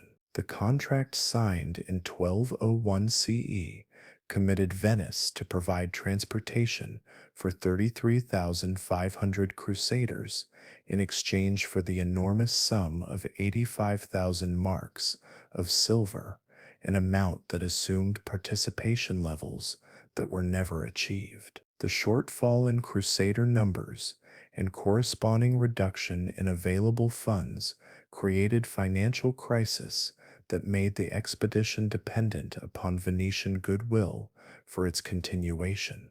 The diversion of the crusade to Zara represented the first compromise with the expedition's original religious objectives, while demonstrating the extent to which financial constraints could override crusading ideals.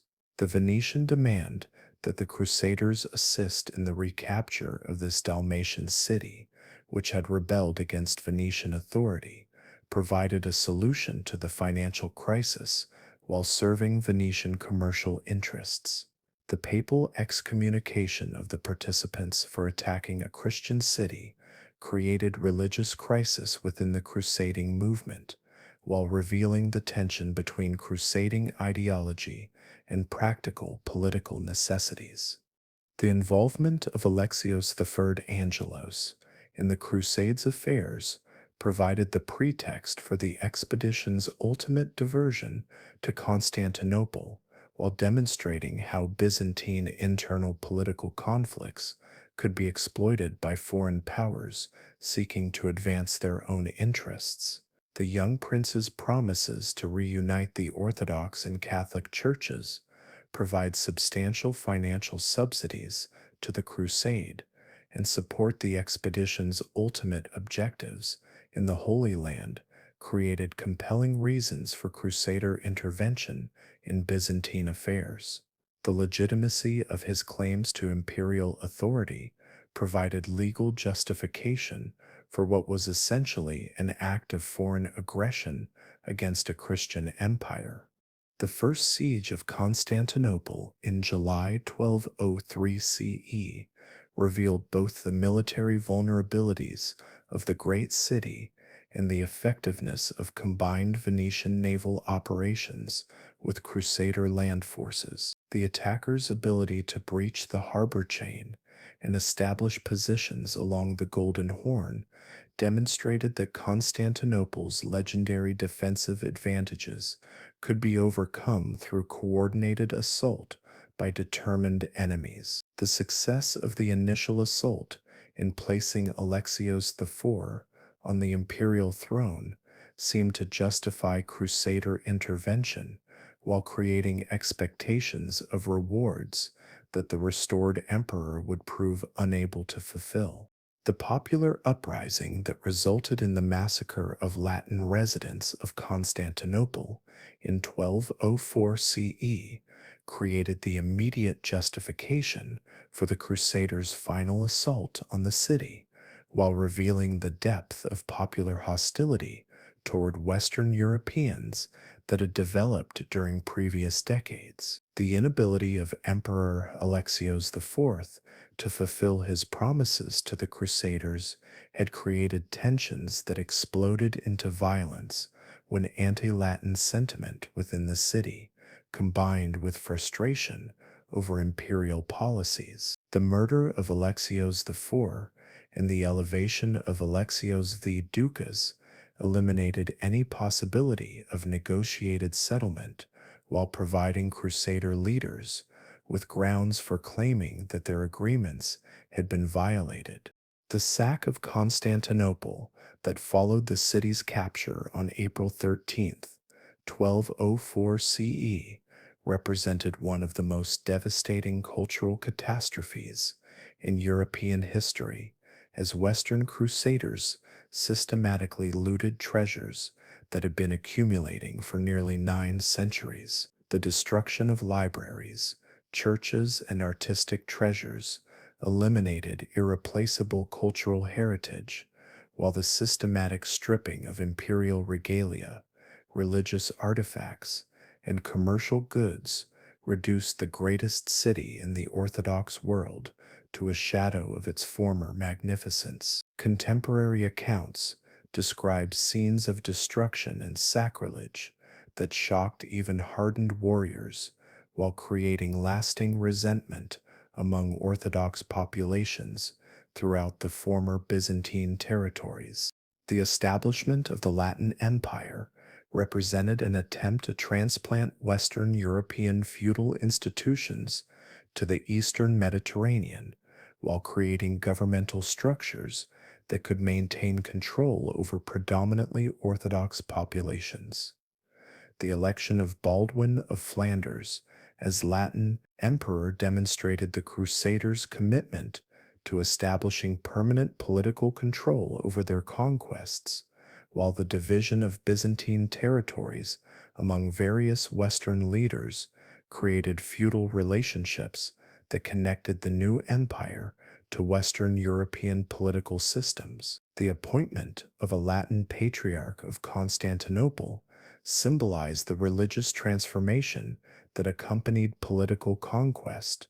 The resistance that immediately emerged against Latin rule revealed both the depth of popular opposition to foreign domination and the survival of Byzantine political institutions in territories beyond Crusader control. The establishment of the Empire of Nicaea under Theodore I Lascaris provided a legitimate continuation of Byzantine imperial authority while creating a base for eventual recovery of Constantinople. The formation of the Despotate of Epirus under Michael I Komnenos Ducas created another center of Byzantine resistance, while the Empire of Trebizond under Alexios of Grand Komnenos preserved imperial traditions in the eastern territories. The military challenges facing the Latin Empire during its early decades revealed the fundamental weakness of attempting to maintain Western European military systems in an environment that required different tactical approaches and organizational methods.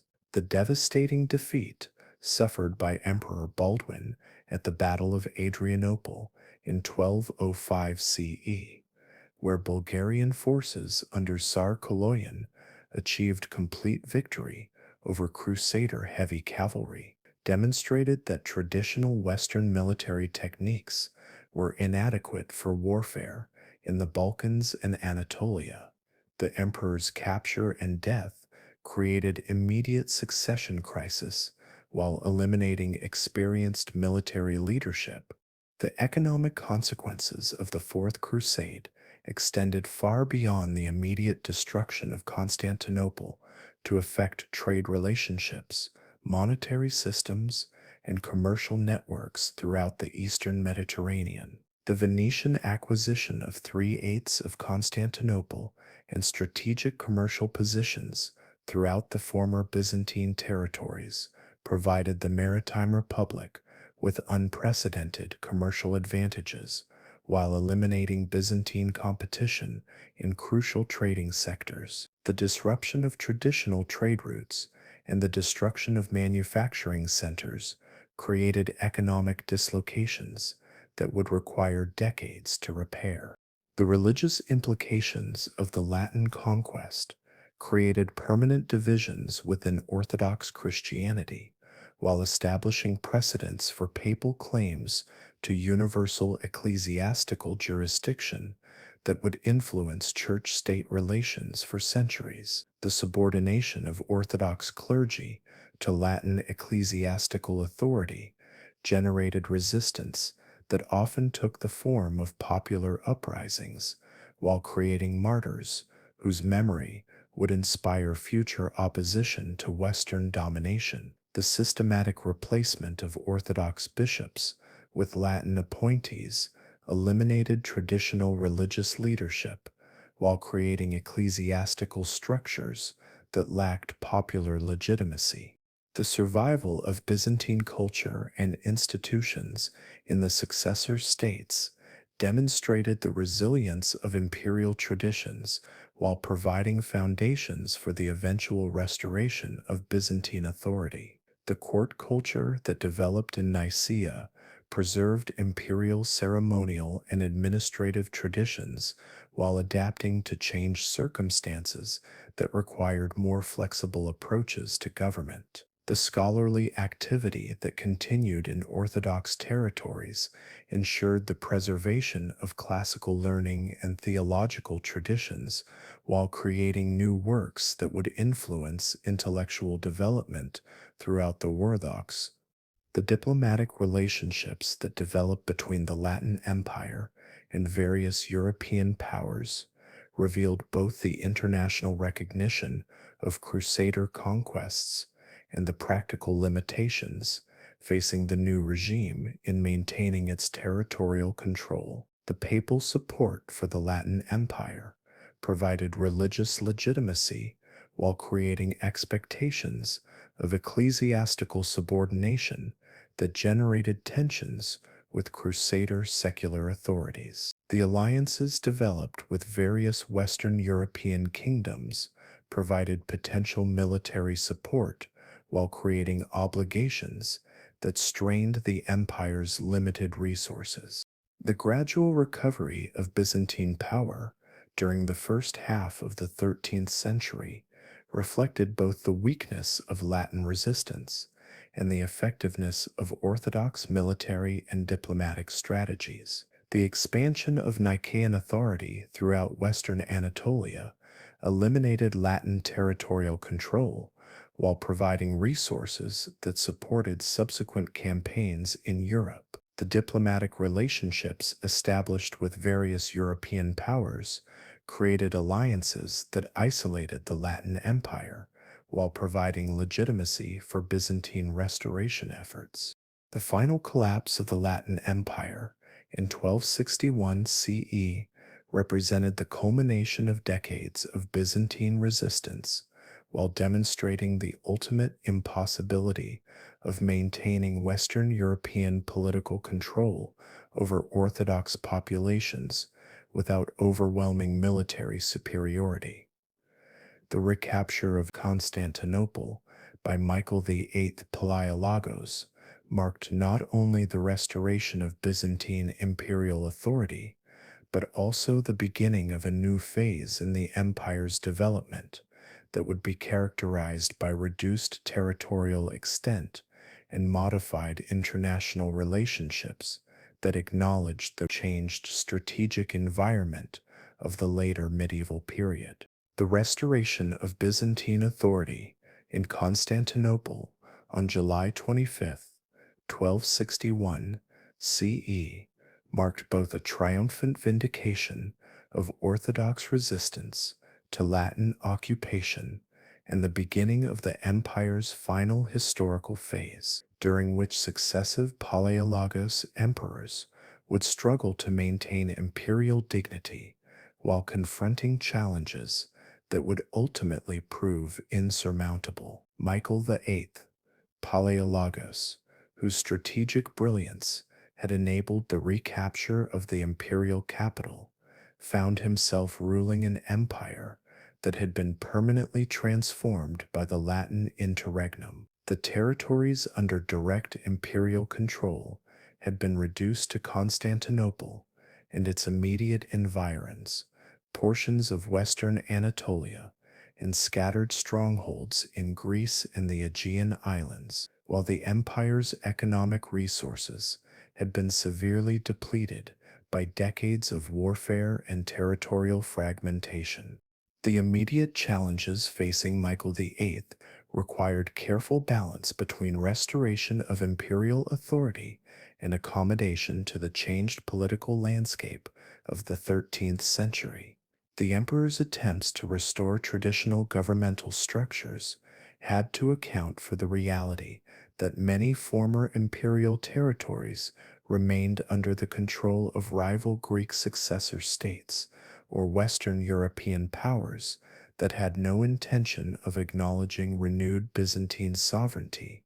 The Empire of Trebizond, under the Grand Komnenos dynasty, continued to assert imperial claims while controlling valuable commercial territories along the Black Sea coast. The Despotate of Epirus maintained independent authority over much of northwestern Greece, while various Frankish principalities controlled strategic territories throughout the former imperial heartlands. The diplomatic initiatives undertaken by Michael VIII reflected his understanding that military solutions alone would prove inadequate for achieving his territorial objectives, while demonstrating the sophisticated political calculations necessary for survival in the competitive medieval European environment. The emperor's negotiations with Pope Urban IV regarding church union represented a controversial strategy designed to prevent future crusading enterprises against the restored empire, while potentially securing Western European support against various enemies. The Union of Lyon, proclaimed in 1274 CE, created the impression of ecclesiastical reconciliation while generating intense opposition among Orthodox clergy and populations who viewed the agreement as betrayal of fundamental religious principles. The military organization developed during the early Palaiologos period reflected both the financial constraints facing the restored empire and the strategic requirements for defending territories against multiple enemies operating simultaneously from different directions. The emperor's reliance on foreign mercenaries, including Turkish, Alan, and Western European units, provided essential military capabilities while creating dependencies that could prove dangerous if mercenary loyalties shifted according to changing political circumstances. The development of a modest naval force enabled the empire to maintain communications between its scattered territories while providing essential protection for commercial shipping that generated crucial tax revenues. The cultural renewal that characterized the early Palaiologos period demonstrated the remarkable resilience of Byzantine intellectual traditions, while creating scholarly and artistic achievements that would influence Renaissance humanism and Orthodox theological development for centuries. The restoration of educational institutions in Constantinople attracted students and scholars from throughout the Orthodox world while providing training that supported both imperial administration and ecclesiastical leadership. The patronage of artistic projects, including the magnificent mosaics created in Hagia Sophia and various other churches, proclaimed the empire's cultural continuity while demonstrating the sophisticated aesthetic traditions that had survived political upheaval. The economic policies implemented during Michael's reign revealed both the empire's reduced circumstances and the innovative approaches necessary for generating revenues from limited territorial resources. The commercial privileges granted to Italian maritime republics, while providing essential diplomatic alliances, also acknowledged Byzantine dependence on foreign commercial networks for maintaining urban prosperity. The systematic exploitation of imperial monopolies, particularly in silk production and luxury goods, manufacturing, generated revenues that supported governmental operations while creating products that could be exported for valuable foreign currency. The reign of Andronicus II, 1282 to 1328 CE, witnessed both the consolidation of Palaiologos' achievements and the emergence of new challenges that would test the empire's resilience throughout the 14th century. The emperor's scholarly interests and administrative competence provided effective government during a period when external pressures required careful coordination of limited resources for maximum strategic effect. His decision to eliminate the expensive naval forces maintained by his predecessor reflected the financial constraints facing the empire while creating naval vulnerabilities that would have serious consequences for imperial security. The Catalan Company's devastation of Byzantine territories during the early 14th century demonstrated the empire's military weakness while revealing how internal conflicts could be exploited by foreign mercenary forces seeking territorial acquisition. The company's campaigns throughout Thrace and Macedonia created widespread destruction while eliminating imperial administrative control over territories that had provided essential tax revenues and military recruitment. The establishment of the Catalan Duchy of Athens represented a permanent loss of imperial authority in central Greece, while creating a precedent for foreign military occupation that other enemies would seek to emulate. The civil wars that characterized the later years of Andronicus II's reign reflected deeper tensions within Byzantine society regarding the empire's future strategic direction, while creating opportunities that external enemies would exploit for their own territorial expansion. The conflict between the emperor and his grandson Andronicus III involved not only personal rivalry, but also fundamental disagreements about military policy, diplomatic strategy, and resource allocation. The younger Andronicus's advocacy for more aggressive military policies and his criticism of his grandfather's cautious approach generated support among those who believed the empire's survival required bolder action against its enemies.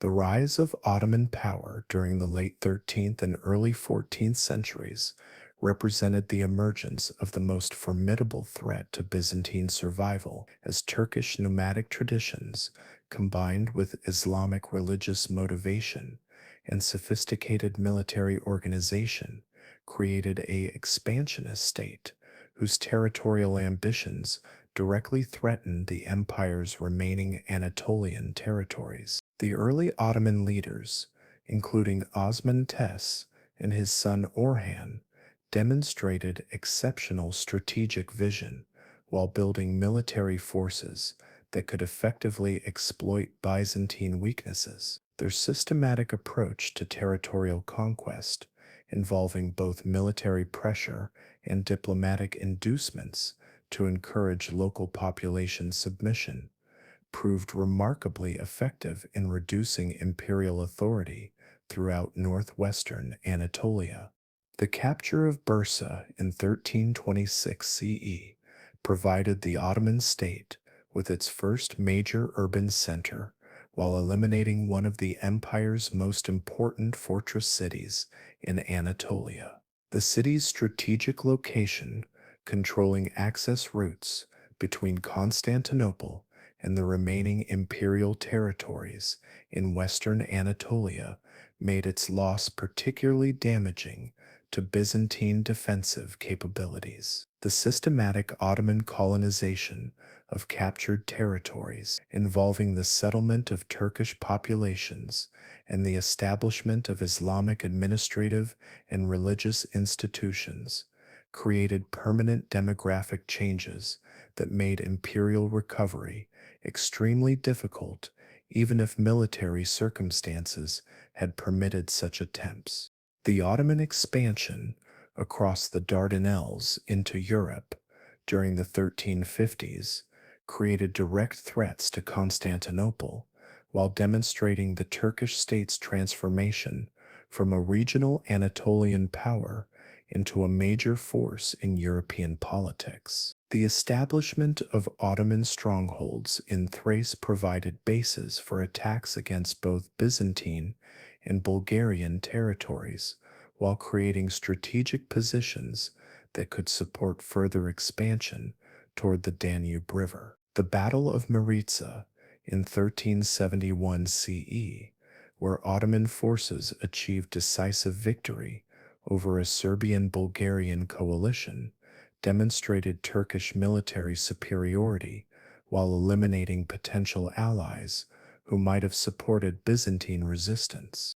The reign of John V Palaiologos, 1341 to 1391 CE, witnessed the empire's gradual reduction to vassal status while revealing the painful choices facing imperial leadership when confronted with overwhelming foreign pressure. The emperor's conversion to Catholicism during his visit to Rome in 1369 CE represented a desperate attempt to secure Western European military support while generating intense popular opposition that weakened imperial authority without achieving the intended diplomatic benefits. His subsequent submission to Ottoman authority provided essential protection for Constantinople, while acknowledging the empire's dependence on Turkish goodwill for its continued existence.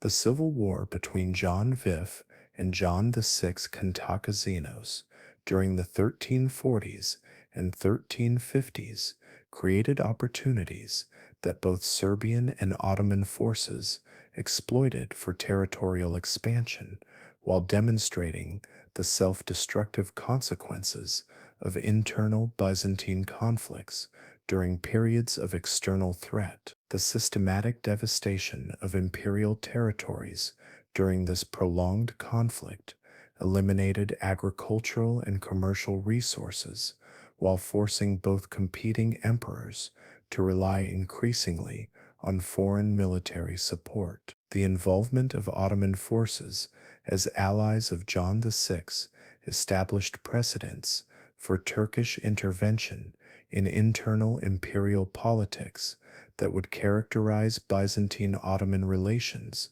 for the remainder of the empire's existence.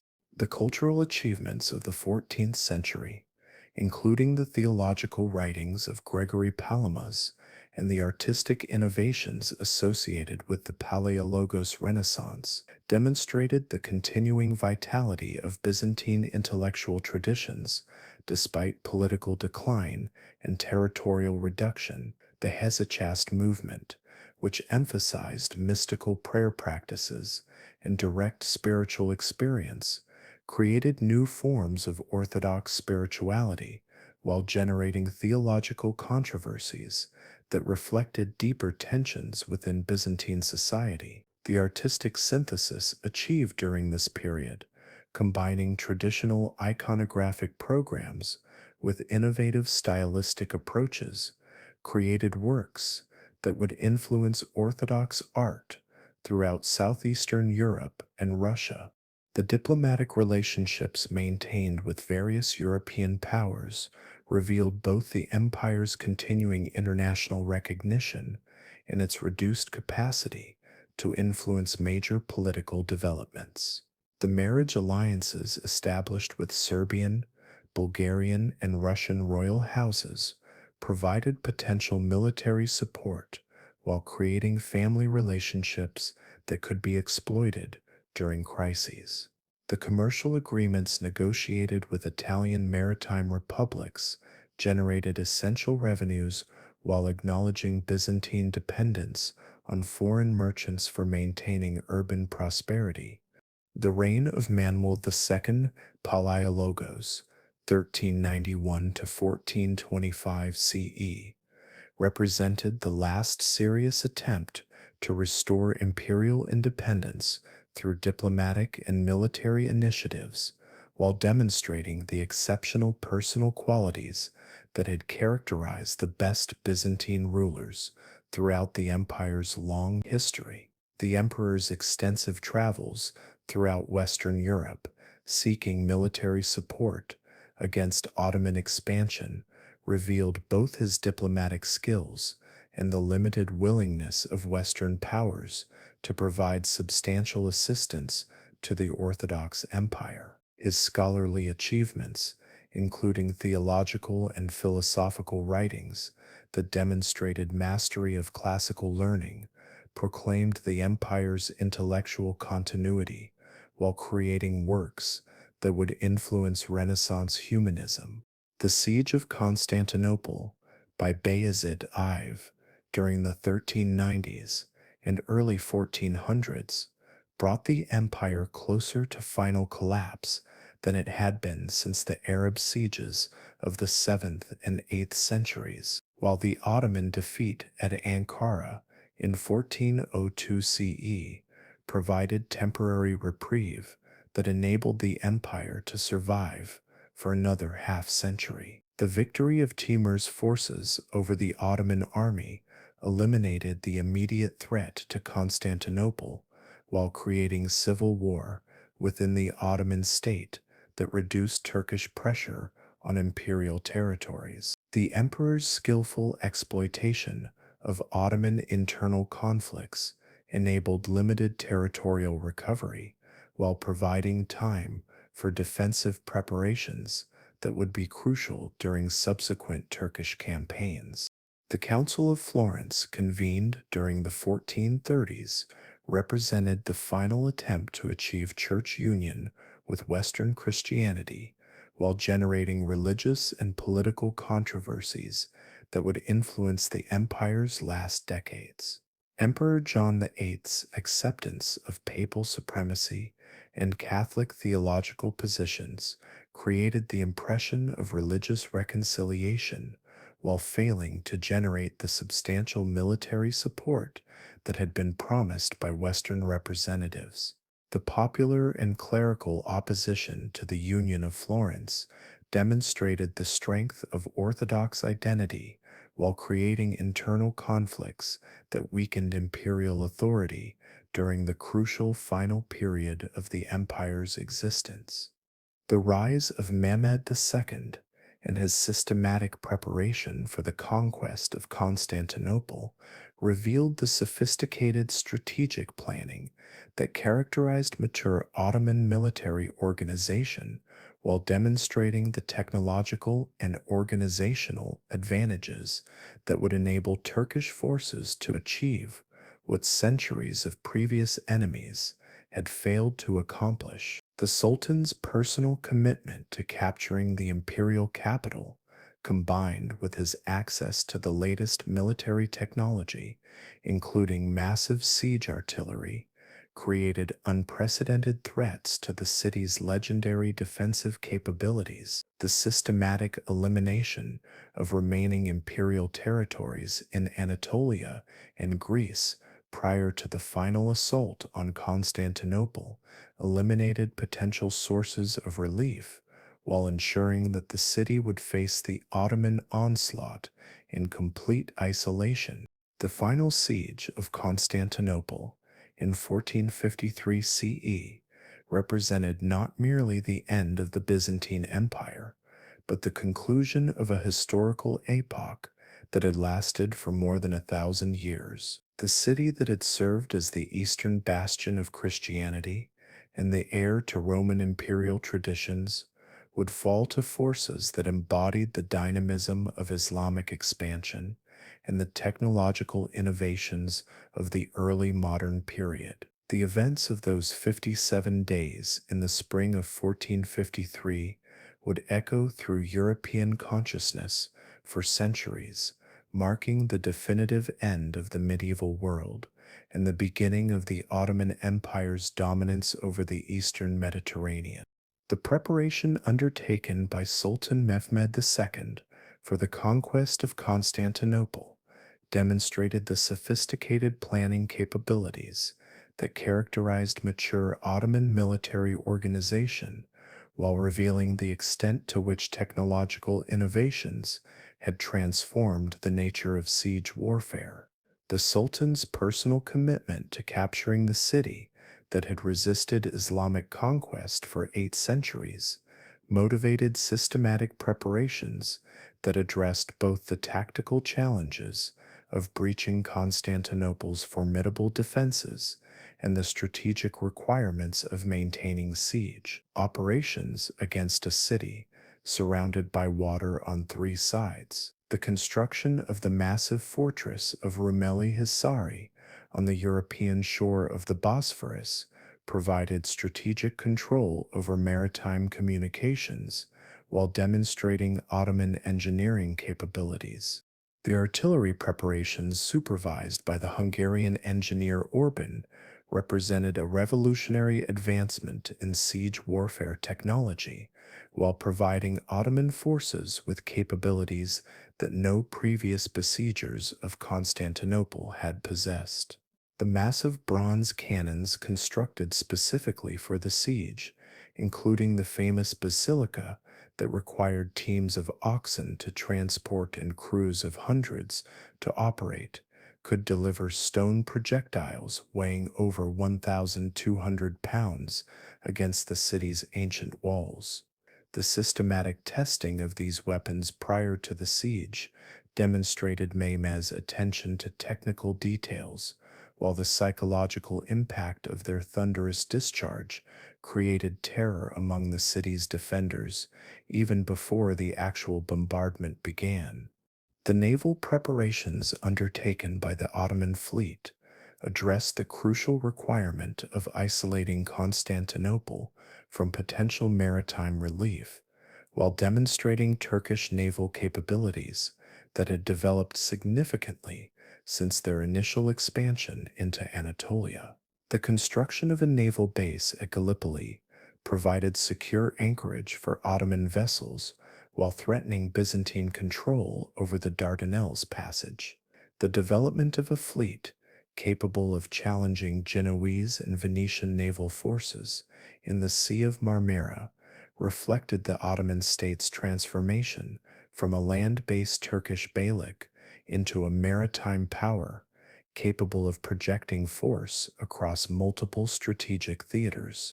The defense preparations supervised by Emperor Constantine XI revealed both the personal courage that characterized the last Byzantine ruler and the desperate circumstances facing a city whose population and resources had been reduced to a fraction of their former strength.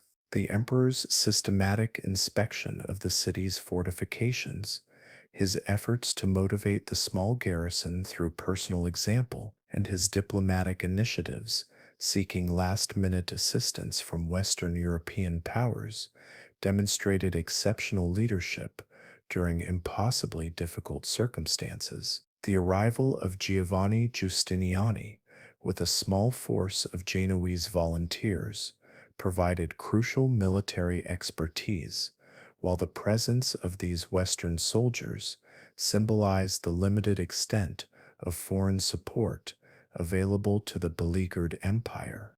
The famous chain stretched across the Golden Horn represented both a continuation of traditional Byzantine defensive methods and an acknowledgement of the empire's reduced capabilities for defending its maritime approaches. The chain, supported by floating logs and anchored to massive towers on both shores, had successfully protected Constantinople's harbor during previous sieges, but its effectiveness against the sophisticated naval forces assembled by Mehmed remained questionable. The Ottoman decision to transport ships overland around the chain demonstrated innovative tactical thinking while revealing the extent to which Turkish military planners had studied Byzantine defensive systems. The artillery bombardment that began on April 6, 1453 CE, created unprecedented destruction against walls that had protected Constantinople for more than 1,000 years, while demonstrating the extent to which technological innovation had transformed the military balance between attackers and defenders. The systematic targeting of specific sections of the Theodosian walls, particularly in the Mesopotamian area where the fortifications were oldest and most vulnerable, created breaches that required constant repair efforts by the city's dwindling garrison. The psychological impact of continuous bombardment, combined with the visible damage to previously impregnable fortifications, created demoralization among defenders while encouraging Ottoman troops who could observe their weapons' effectiveness. The assault attempts launched during the siege's middle phase revealed both the determination of Ottoman forces and the continuing effectiveness of Byzantine defensive techniques when properly coordinated. The night attack of April 18th demonstrated Turkish willingness to accept heavy casualties in pursuit of their strategic objectives, while the successful repulse of this assault provided temporary encouragement to Constantinople's defenders. The subsequent mining operations undertaken by Ottoman engineers created new forms of underground warfare, while the counter-mining efforts directed by Scottish engineer John Grant demonstrated the international character of the city's defense. The naval action fought in the Bosphorus on April 20th represented the last major Byzantine naval victory, while demonstrating the continuing skill of Greek sailors when provided with adequate vessels and leadership. The successful defense of 4 Genoese ships carrying crucial supplies to the besieged city required exceptional seamanship, while the psychological impact of this victory provided temporary hope that divine providence might still favor the Christian defenders. The Ottoman response to this defeat, involving increased naval pressure and attempts to break the harbor chain, demonstrated Mehmed's determination to maintain complete isolation of the city. The omens and portents reported during the siege's final weeks reflected the apocalyptic atmosphere that had developed within Constantinople as its inhabitants confronted the prospect of their city's fall after more than a millennium of imperial history. The lunar eclipse of May 22nd, interpreted by many as fulfillment of prophecies regarding the empire's end, created widespread despair among the population, while the strange atmospheric phenomena observed during these final days generated religious explanations that emphasized divine abandonment of the Christian city. The emperor's participation in religious processions and his personal appeals to the city's population demonstrated his efforts to maintain morale while acknowledging the supernatural dimensions of the crisis. The final assault, launched during the early hours of May 29th, 1453 CE, represented the culmination of nearly 2 months of siege operations, while demonstrating the effectiveness of Ottoman military organization when coordinated across multiple tactical sectors. The systematic assault plan that targeted different sections of the city's defenses simultaneously prevented the concentration of defensive forces, while the preliminary bombardment eliminated key defensive positions. The participation of Janissary units, the elite infantry corps of the Ottoman army, in the final assault provided exceptional military capabilities, while their religious motivation as Ghazi warriors created determination that proved irresistible when combined with tactical superiority. The death of Constantine Lov during the final fighting represented both personal tragedy and symbolic conclusion to the Roman Empire that had begun with Augustus more than 14 centuries earlier. Contemporary accounts provide conflicting details regarding the emperor's final moments, but all sources agree that he died fighting alongside his soldiers rather than attempting to escape or surrender. His body, discovered among the casualties after the city's fall, was identified through the imperial regalia, while his heroic death created a legacy that would inspire Orthodox resistance to Ottoman rule for centuries. The sack of Constantinople that followed the city's capture revealed both the discipline of Ottoman military organization and the inevitable consequences of urban warfare when defensive resistance had been overcome. The systematic looting of churches, palaces, and private residences eliminated cultural treasures that had accumulated over centuries, while the enslavement of surviving population reduced the great city to a shadow of its former magnificence. The conversion of Hagia Sophia into a mosque provided symbolic representation of the religious transformation that accompanied political conquest, while the appointment of Gennadius Scalarius as Orthodox Patriarch demonstrated Ottoman policies towards subject Christian populations. The immediate consequences of Constantinople's fall extended far beyond the Byzantine Empire's disappearance to influence European political and cultural development for centuries. The flight of Greek scholars to Western Europe, carrying with them manuscripts and knowledge that would contribute to Renaissance humanism, created intellectual opportunities, while the elimination of the last barrier to Ottoman expansion into Europe generated strategic challenges that would reshape the balance of power throughout the continent. The psychological impact of the great city's fall resonated throughout Christendom, while the Ottoman Empire's enhanced prestige attracted supporters and inspired fear among potential enemies.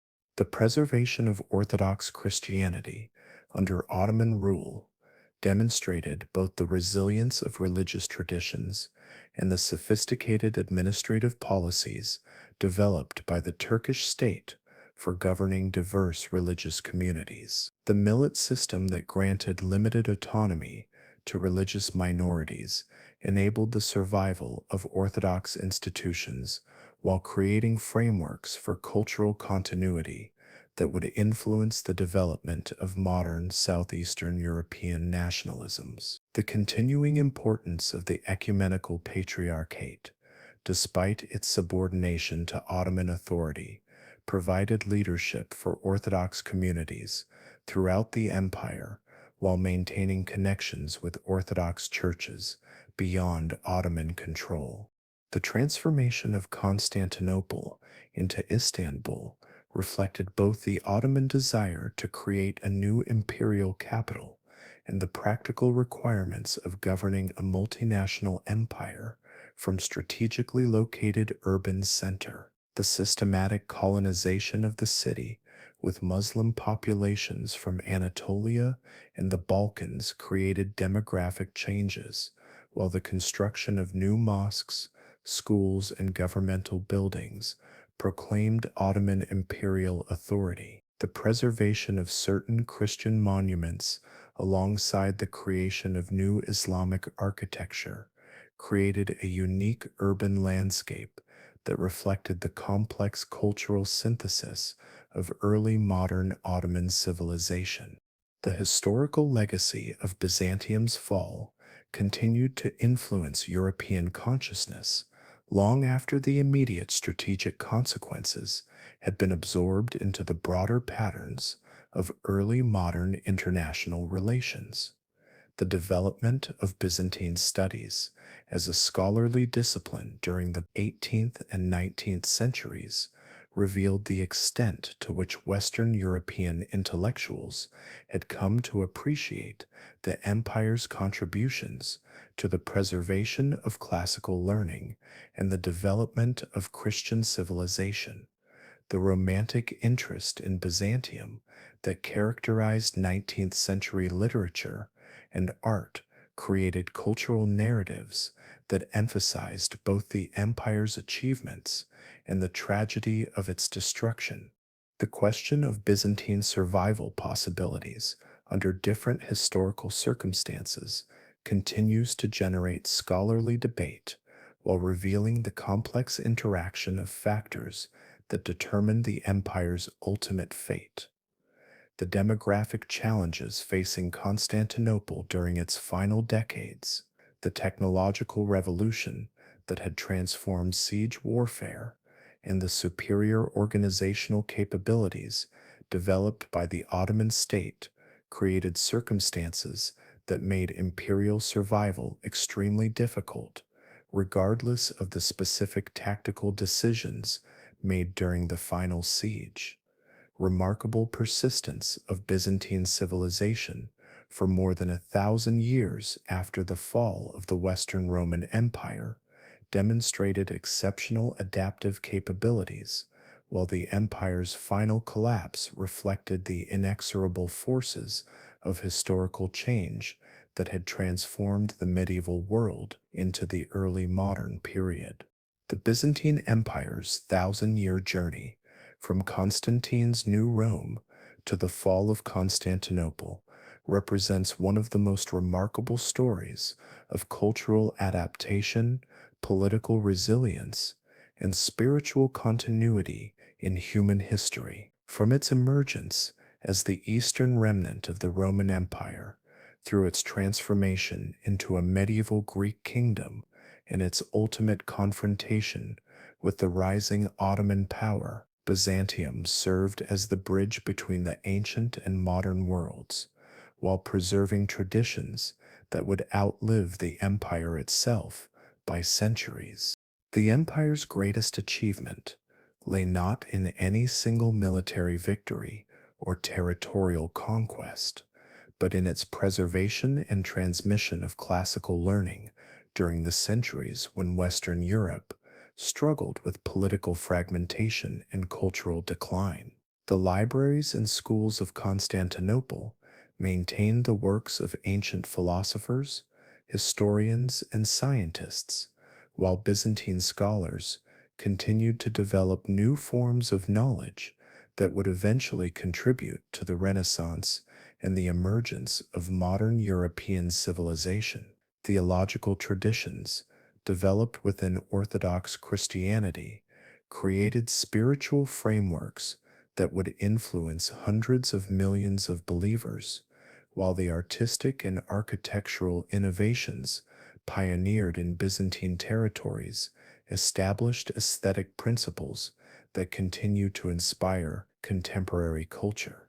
The empire's political legacy demonstrated both the possibilities and limitations of imperial government in the medieval world as successive dynasties adapted Roman administrative traditions to meet the challenges of governing diverse populations across vast territorial expanses. The careful balance between imperial authority and provincial autonomy and the sophisticated diplomatic practices that enabled a relatively small state to survive among much larger neighbors provided governmental innovations that influenced political development throughout Eastern Europe and beyond. The concept of the emperor as God's representative on earth, combining secular and spiritual authority in a single office, created models of sacred kingship that would be adopted by numerous successor states, while the empire's emphasis on legal codification and administrative efficiency established precedents for modern governmental practices. The cultural synthesis achieved within Byzantine civilization demonstrated the creative possibilities that emerge when different traditions encounter each other under circumstances that encourage mutual enrichment rather than simple domination. The combination of Greek intellectual traditions with Roman political institutions and Christian spiritual values created a distinctive civilization that was greater than the sum of its parts, while the empire's position at the crossroads between Europe and Asia enabled it to serve as a conduit for cultural exchange that enriched all the societies involved in these interactions. The preservation of ancient Greek literature, the development of new forms of Christian art and architecture, and the creation of legal and administrative systems that balanced efficiency with justice represented achievements that transcended the empire's specific historical circumstances to become permanent contributions to human civilization. The tragedy of Byzantium's fall lay not only in the destruction of a great empire, but in the elimination of a unique form of civilization that had successfully balanced competing demands for political stability, cultural creativity, and spiritual authenticity over many centuries. The empire's final decades revealed both the heroic possibilities of human resistance to overwhelming odds and the ultimate futility of attempting to preserve traditional ways of life in the face of inexorable historical change. The courage displayed by Constantine XI and his supporters during Constantinople's final siege created examples of personal honor and collective solidarity that continue to inspire admiration, while the systematic destruction of Byzantine cultural treasures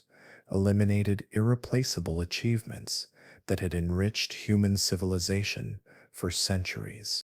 Yet the empire's legacy survived its political destruction through the influence of Orthodox Christianity, the preservation of classical learning, and the inspiration provided by its historical example to later generations who faced their own challenges of cultural survival and political independence. The scattered Greek scholars who carried Byzantine manuscripts to Western Europe contributed essential materials to the Renaissance, while the Orthodox churches that maintained Byzantine theological and liturgical traditions preserved spiritual resources that would sustain Orthodox peoples through centuries of foreign domination. The memory of Byzantine achievements created cultural narratives that inspired resistance movements throughout southeastern Europe while providing intellectual foundations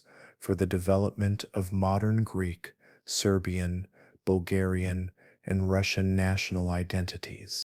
The study of Byzantine history offers contemporary readers insights into the complex relationships between political power, cultural identity, and historical change that remain relevant in an era when traditional civilizations continue to confront the challenges of modernization and globalization. The empire's success in maintaining its essential character while adapting to changing circumstances provides examples of creative flexibility, while its ultimate failure demonstrates the limitations facing any society that cannot generate sufficient military and economic power to defend its independence. The Byzantine experience reveals both the possibilities for cultural preservation under adverse conditions and the ultimate necessity of achieving practical success in the competitive arena of international relations. The eternal legacy of the Byzantine Empire lies in its demonstration that human societies can maintain their essential values and cultural traditions even under conditions of extreme adversity, while contributing to the broader development of human civilization through their creative responses to historical challenges. The empire that called itself Roman while speaking Greek, that preserved ancient learning while developing Christian theology, and that maintained imperial dignity while governing from an increasingly isolated capital city, created a unique synthesis that enriched the heritage available to all subsequent generations. In its rise, flourishing, and ultimate fall, the Byzantine Empire provided a complete historical drama that continues to offer lessons in courage, creativity, and the complex relationship between human ambition and historical necessity that defines the human condition itself. The purple banners that had flown over Constantinople for more than a millennium were gone forever, but the civilization they had represented left an indelible mark on the course of human history. In the preserved manuscripts, the continuing Orthodox liturgies, their architectural monuments, and the cultural memories that survived the empire's political destruction, Byzantium achieved a form of immortality that no military victory could have provided. But its legacy would endure as long as human beings continued to seek inspiration from the greatest achievements of their predecessors, finding in the Byzantine example both a standard of excellence and a reminder that even the greatest civilizations must ultimately yield to the inexorable forces of historical change.